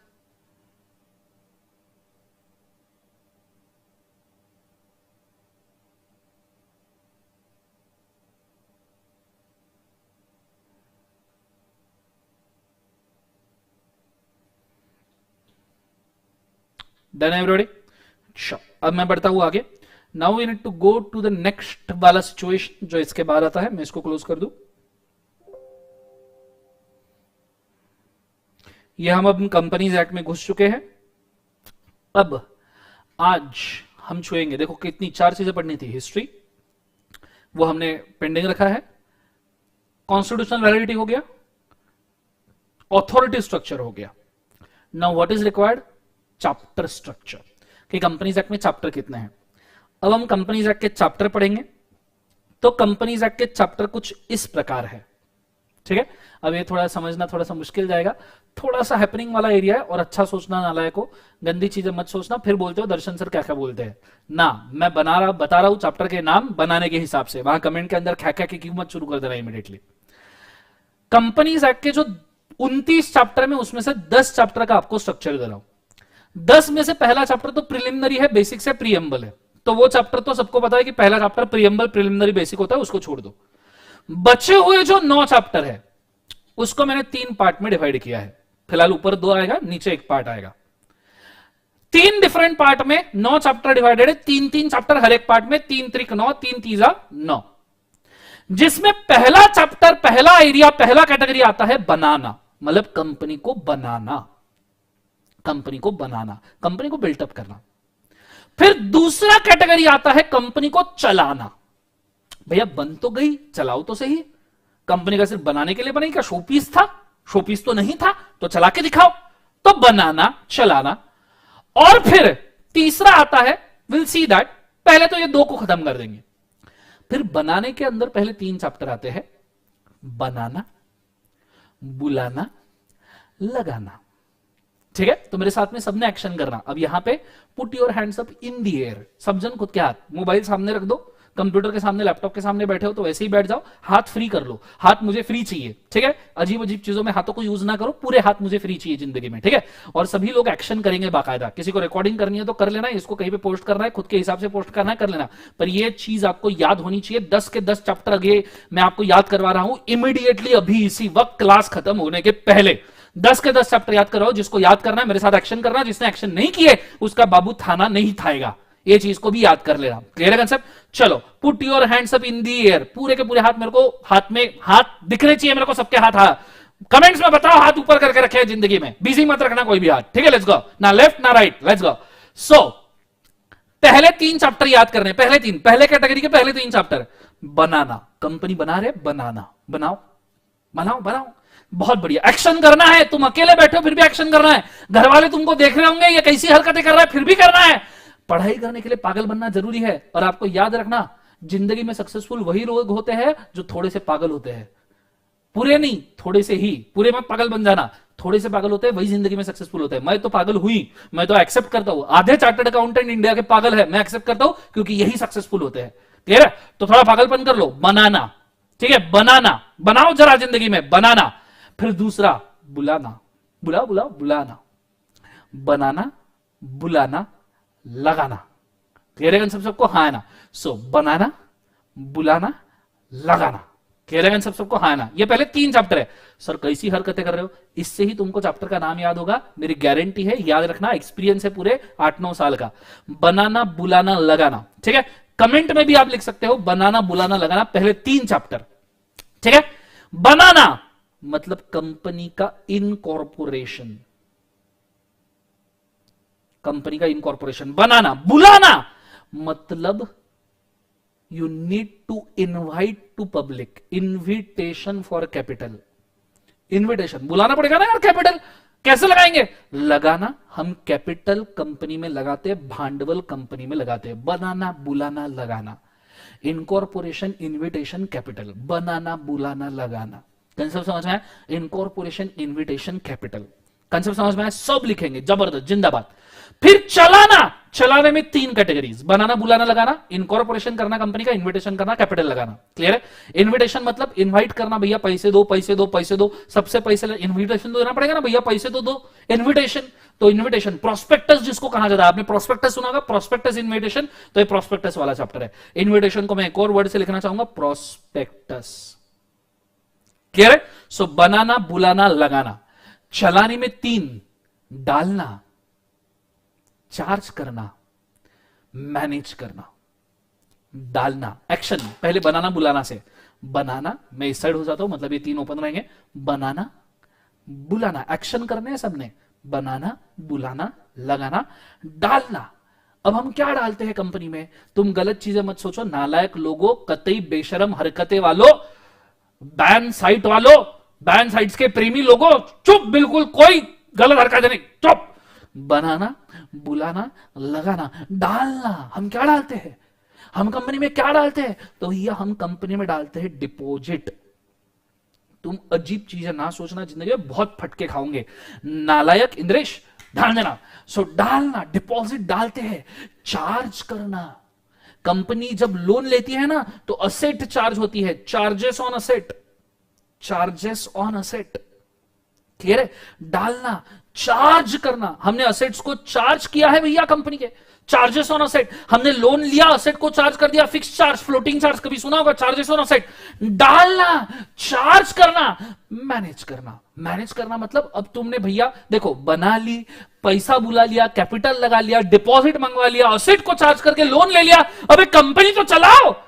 तो कंपनी चलाने का मतलब कंपनी मैनेज करना, management and administration, management and administration, admin, बनाना, बुलाना, लगाना, डालना, चार्ज करना, मैनेज करना। क्लियर है सब? अजीब चीजें बिल्कुल ना सोचना, बहुत फटके मिलेंगे जिंदगी में। रेडी, लेट्स गो। वापस से सभी एक्शन करेंगे, सभी लोग एक्शन करेंगे, जो नहीं करेगा उसका वाला या वाली उसको छोड़ के भाग जाएंगे उसके एक्स या वाई के साथ। ठीक है, लेट्स गो। बनाना, बुलाना, लगाना, डालना, चार्ज करना, मैनेज करना। कंपनी चल रही है, मैनेज कर रहे हैं, ठीक है। अब मुझे बताओ, कंपनी मैनेज करोगे तो भैया आपको आएगा, काम आएगा तो आपने बनाने पड़ेंगे अकाउंट्स। कंपनी मैनेज करोगे, कंपनी चलेगी तो आएगा प्रॉफिट, तो बनाना पड़ेगा, प्रॉफिट भी डिस्ट्रीब्यूट करना पड़ेगा। और फिर अकाउंट्स बनाया है, प्रॉफिट डिस्ट्रीब्यूट कर रहे हो तो ऑडिट भी तो करना पड़ेगा कि ठीक से अकाउंट्स बनाया या नहीं। तो आता है कंपनी का तीसरा कैटेगरी, देखना। देखने के अंदर तीन चीजें, दैट इज काटना, क्या काटोगे, डिविडेंड काटोगे, मारना, क्या मारोगे, अकाउंट्स में एंट्री मारोगे, और फिर चेक करना। डिविडेंड काटोगे, कंपनी के प्रॉफिट में से शेयर होल्डर का डिविडेंड कटेगा, मारना, अकाउंटिंग में जर्नल एंट्री मारोगे, जर्नल एंट्री मारोगे, अकाउंटिंग चेक करना, ऑडिट करेंगे कि भैया हमने जर्नल एंट्री ठीक से मारी है क्या।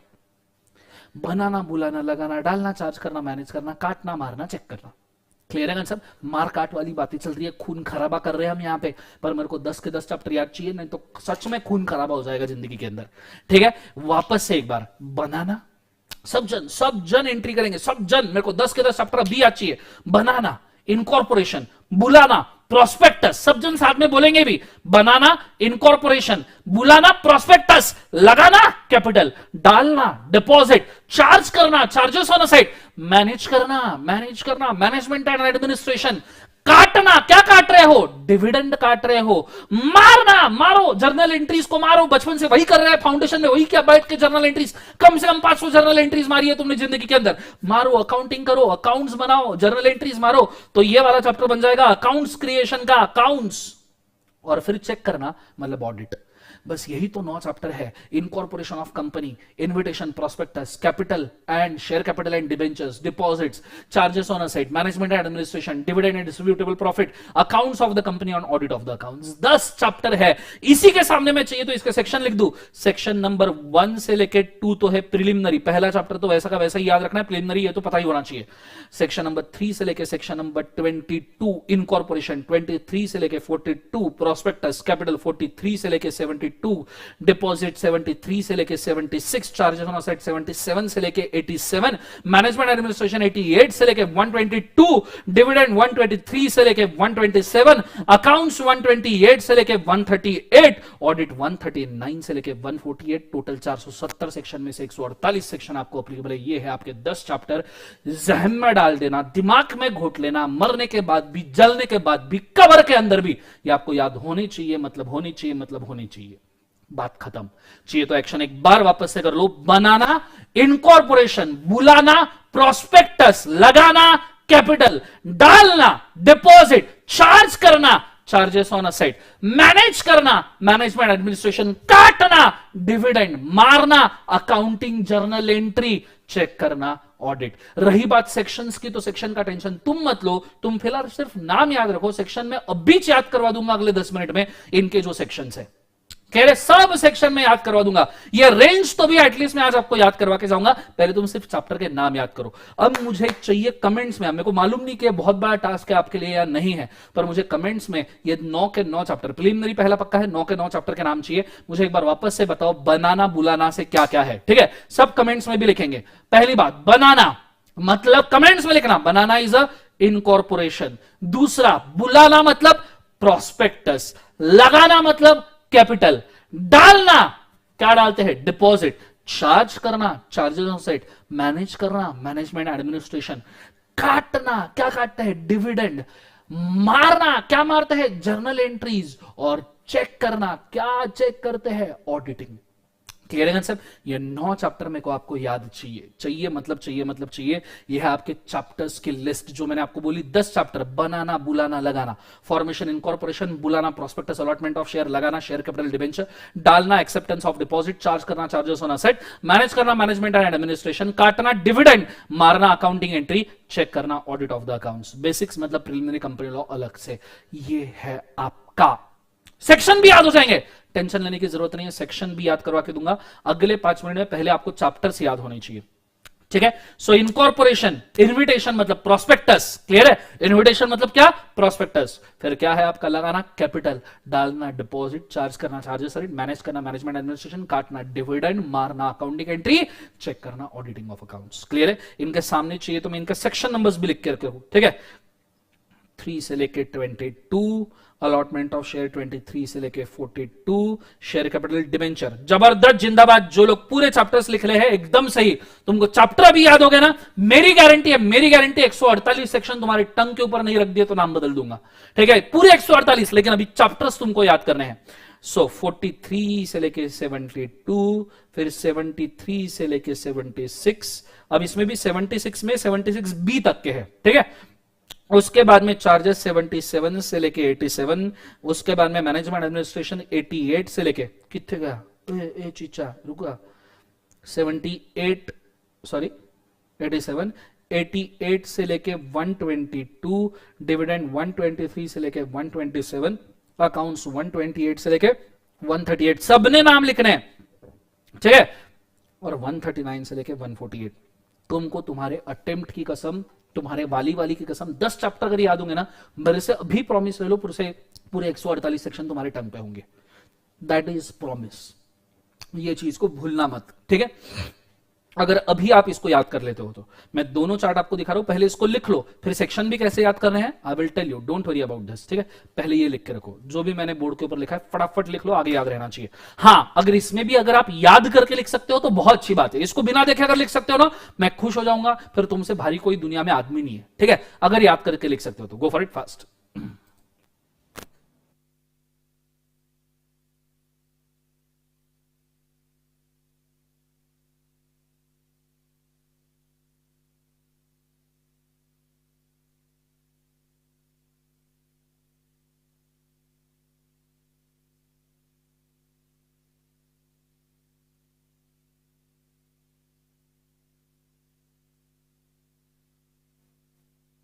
अनुजा 148 ही है, 149 अगर मैंने लिख के रखा होगा तो वो सीए फाइनल से शुरू होता है, 149 से लेके 470।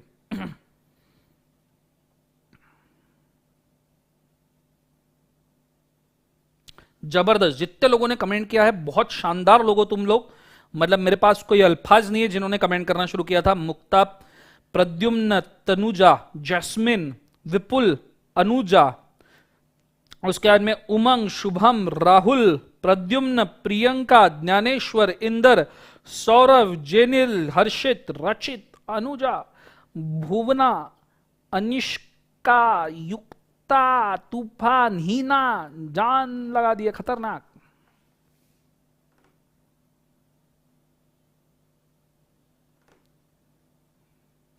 कनिका जबरदस्त। पूरे 10 चैप्टर टंग पे चाहिए आज के आज with section number. Section number का टेंशन तुम मत लो, मैं याद करवा दूंगा अब बीच। तुम सिर्फ चैप्टर नंबर याद रखो।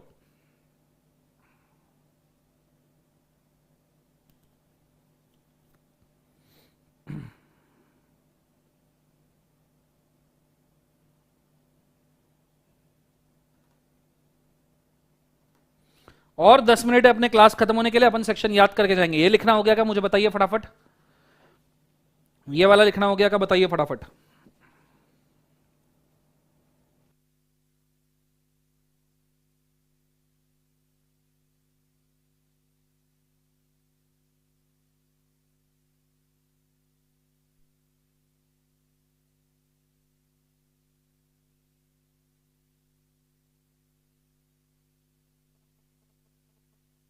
नेक्स्ट स्लाइड से मुझे पढ़ाना है सेक्शन नंबर, फिलहाल ये स्लाइड लिख के रखो। किसी का रह गया तो प्लीज स्क्रीनशॉट निकाल लीजिए, पॉज करके देखिए।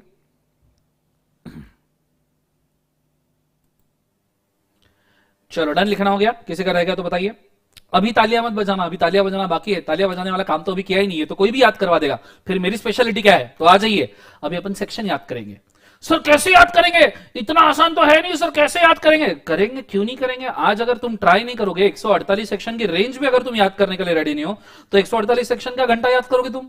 तो अभी अपन सेक्शन याद करेंगे, करेंगे मतलब करेंगे, मेरे ऊपर भरोसा रखो। मैंने नाम याद करवा दिया ना, तो मैं सेक्शन भी याद करवा सकता हूं, और अभी तक के मैंने बहुत सारे बच्चों को करवाए हैं, हजारों में बच्चों को करवाया है। तुम भी तो 108 105 लोग करवा देंगे, जरूर करवाएंगे। सब ध्यान रखना बोर्ड के ऊपर, पूरा अटेंशन बोर्ड पे चाहिए। कमेंट्स करना बंद करो, बोर्ड के ऊपर ध्यान दो, सिर्फ बोर्ड के ऊपर ध्यान दो, ठीक है? मैंने इनके सामने सेक्शंस लिख के रखे, ठीक है? मैं कुछ नहीं कर रहा, मैं सिर्फ कुछ चीजों को अंडरलाइन कर रहा हूं, उसको देखना। मैं कुछ नहीं कर रहा, मैं अंडरलाइन करूंगा, देखना। I will just underline, you have to just see and understand मैं क्या कर रहा हूं। 3, 23, 43, 73।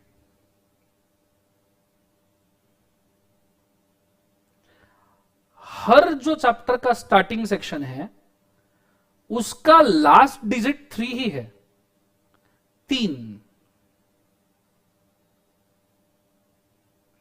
लास्ट डिजिट 3 ही है, 3, 23, 43, 73, 3 ही लास्ट डिजिट है। फिर उसके बाद के दो जो चैप्टर्स है वो डबल डिजिट वाले हैं, 77, 88। मतलब पहले 4 चैप्टर में लास्ट डिजिट 3 है, 3, 23, 43, 73। उसके बाद वाले दो डबल डिजिट, 77, 88। फिर तो 1, 2, 3 याद रखना इजी है, 1, 2, 3। ये याद नहीं तो जिंदगी में क्या याद है, 1, 2, 3, ठीक है? बचा हुआ देखेंगे, ठीक है? अभी जो 3 है, 3, 3, 3, क्योंकि 3 चल रहा है सब जगह, तो अपन 3 वाले चीज के ऊपर थीम बना देंगे। 3, 3, 3, 3, 3 तारा,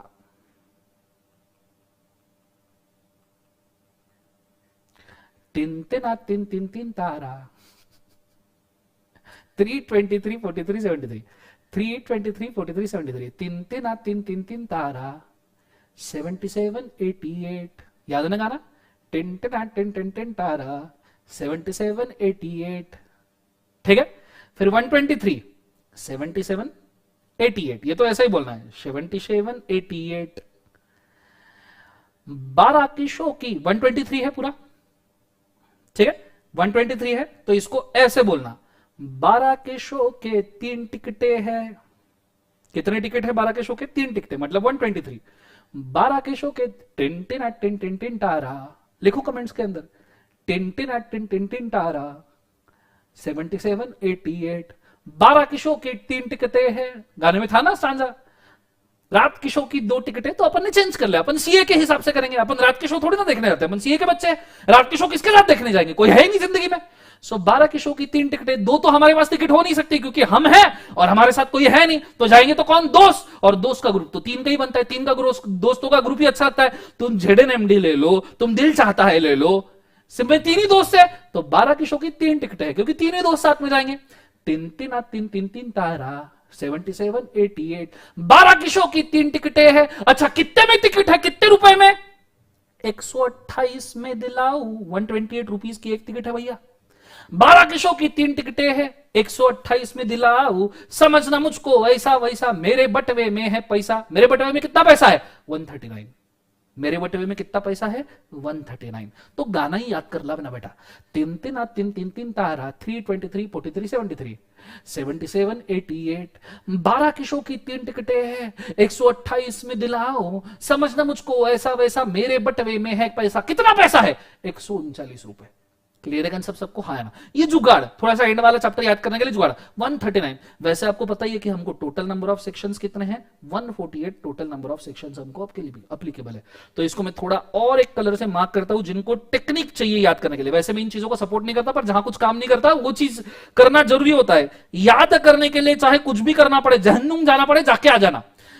टिन टिना टिन टिन टिन तारा, 77 88, 12 की शो की 3 टिकटें हैं 128 में दिलाऊं, समझना मुझको ऐसा वैसा, मेरे बटवे में है पैसा कितना 139, और टोटल नंबर ऑफ सेक्शन कितने 148। अगर आप इस हिसाब से, मैं आपको रिक्रिएट करके दिखाता हूं कैसा लगता है ये, ठीक है। तीन तीन तीन तीन तीन तारा 3 23 43 73, ठीक है। 77 88, 12 की शो की 3 टिकटें है 128 में दिलाओ, समझना मुझको ऐसा वैसा, मेरे बटवे में है पैसा कितना पैसा है 139 रुपीज है मेरे बटवे में। अब इसके एंड के सेक्शन जोड़ दो, अगर अगला चैप्टर 23 से स्टार्ट हो रहा है तो पहला 22 पे एंड होगा, अगला 43 से स्टार्ट हो रहा है तो पहला 42 पे एंड होगा, अगला 73 से स्टार्ट हो रहा है पहला 72 पे एंड होगा, अगला 77 से स्टार्ट हो रहा है पहला 76 पे एंड होगा, अगला 88 से स्टार्ट हो रहा है पहला 78 पे 87 पे एंड होगा, अगला 123 से शुरू हो रहा है तो पहला 122 पे एंड होगा, अगला 128 से शुरू हो रहा है तो पहला 127 पे एंड होगा, अगला 139 से शुरू हो रहा है तो पहला 138 पे एंड होगा, और हमारा एंड का सेक्शन तो 148 है ही। ये रह गया आपका इनकॉर्पोरेशन, प्रोस्पेक्टस, उसके बाद में शेयर कैपिटल, उसके बाद में डिपॉजिट, उसके बाद में चार्जेस ऑन असेट, उसके बाद में मैनेजमेंट एंड एडमिनिस्ट्रेशन, उसके बाद में डिविडेंड, उसके बाद में अकाउंट्स, और उसके बाद में ऑडिट। इस तरीके से आप याद कर सकते हो, जरूर याद कर सकते हो। क्यों याद नहीं कर सकते, मेरे को रीजन बताओ क्यों याद नहीं कर सकते। याद करना ही चाहिए, जहन में घुसना ही चाहिए, रगों में दौड़ना ही चाहिए, मरने के बाद भी, जलने के बाद भी, कब्र के पाइजे पाइजे पाइजे, अभी पाइजे, इसी वक्त पाइजे, मेरे को याद चाहिए, मतलब चाहिए, इसके बाद मैं आगे बढ़ूंगा ही नहीं, लाइव स्ट्रीम खत्म करूंगा ही नहीं, मैं किसी को छोड़ूंगा ही नहीं, मेरे को अब भी याद चाहिए। 3 से लेके 22, 3 3 3 3 3 तारा 3 23 43 73 77 88, ठीक है 77 88, 12 की शो की 3 टिकटें हैं 128 में दिलाओ, समझना मुझको ऐसा वैसा, मेरे बटवे में है पैसा कितना 139 रुपीज है। कंसेप्ट समझ में आ रहा है सबको, हाँ है ना। फिर एंड के सेक्शन ऐड कर लो 22 42 72 76 87 122 127 130 जो भी।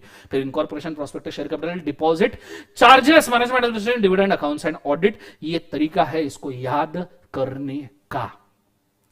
अगर आपको याद हुआ तो कमेंट्स में बताइए कैसा लगा, और इसको लिख लीजिए क्योंकि आपके काम में बहुत काम में आने वाला है मेमोरी टेक्निक के साथ। ये पूरा आपने कहां लिखना है, तो अगर हो सके तो इंडेक्स में फ्रंट पेज पे आपने इसको लिख के रखना है, ठीक है। मेमोरी टेक्निक याद रखना, और जिनमें दम है वो बिना देखे कंप्यूटर के कीबोर्ड पे टाइप करो और मुझे बताओ। हाँ, चैप्टर के नाम पूरे नहीं लिखे तो भी चल जाएंगे, एकदम शॉर्ट शॉर्ट में लिखा, और सिर्फ मेरे को आपने बोला कि कौन से सेक्शन से स्टार्ट होता है, मैं मान जाऊंगा कि आपका आज का लेक्चर सफल रहा, खुश हो जाऊंगा, रात को अच्छी नींद लूंगा, तुमको दुआएं दूंगा, ठीक है। फटाफट मुझे लिख के बताओ, गो फॉर इट फास्ट।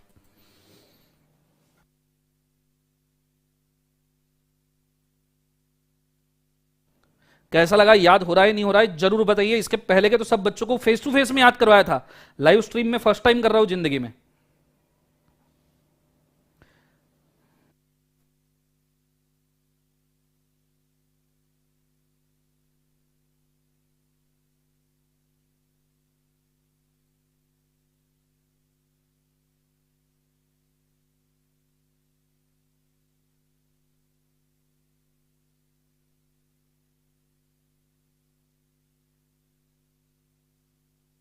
याद नहीं हुआ हुआ बताइए, फटाफट बताइए क्या हो रहा है। इग्नू से बीकॉम करने का मेरे को आइडिया नहीं बेटा, आपको सर्च करना पड़ेगा चेतन। मैंने ट्राई किया था बट मेरे को भी पता नहीं चला।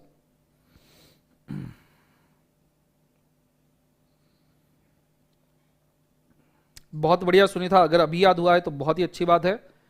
ये आगे आपको पूरे लेक्चर्स में काम में आएगा। अगले 30-50 लेक्चर्स आपके वसूल है, फिर जिसको जिसको याद हो गया। ये हमारा बेस है।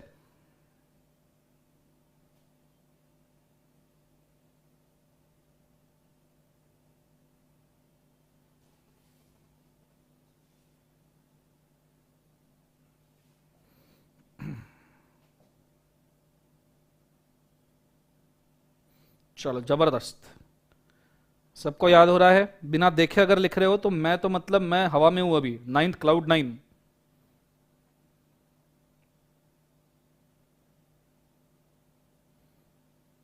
शानदार तनुजा, शानदार अनुजा, शानदार मिस सोनी, शानदार प्रियंका, राहुल, इंद्रेश, जबरदस्त।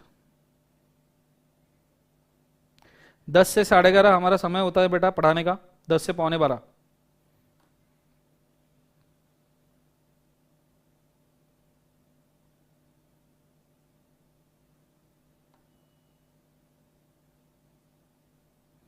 शानदार आशीष।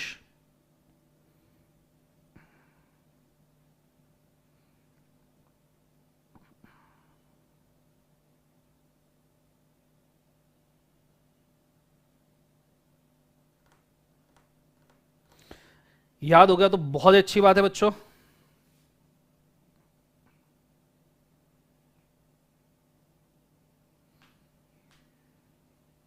शानदार। जास्मिन, गुलाब, ऋषि, राम,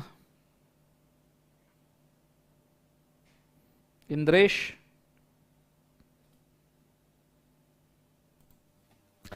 ठीक है।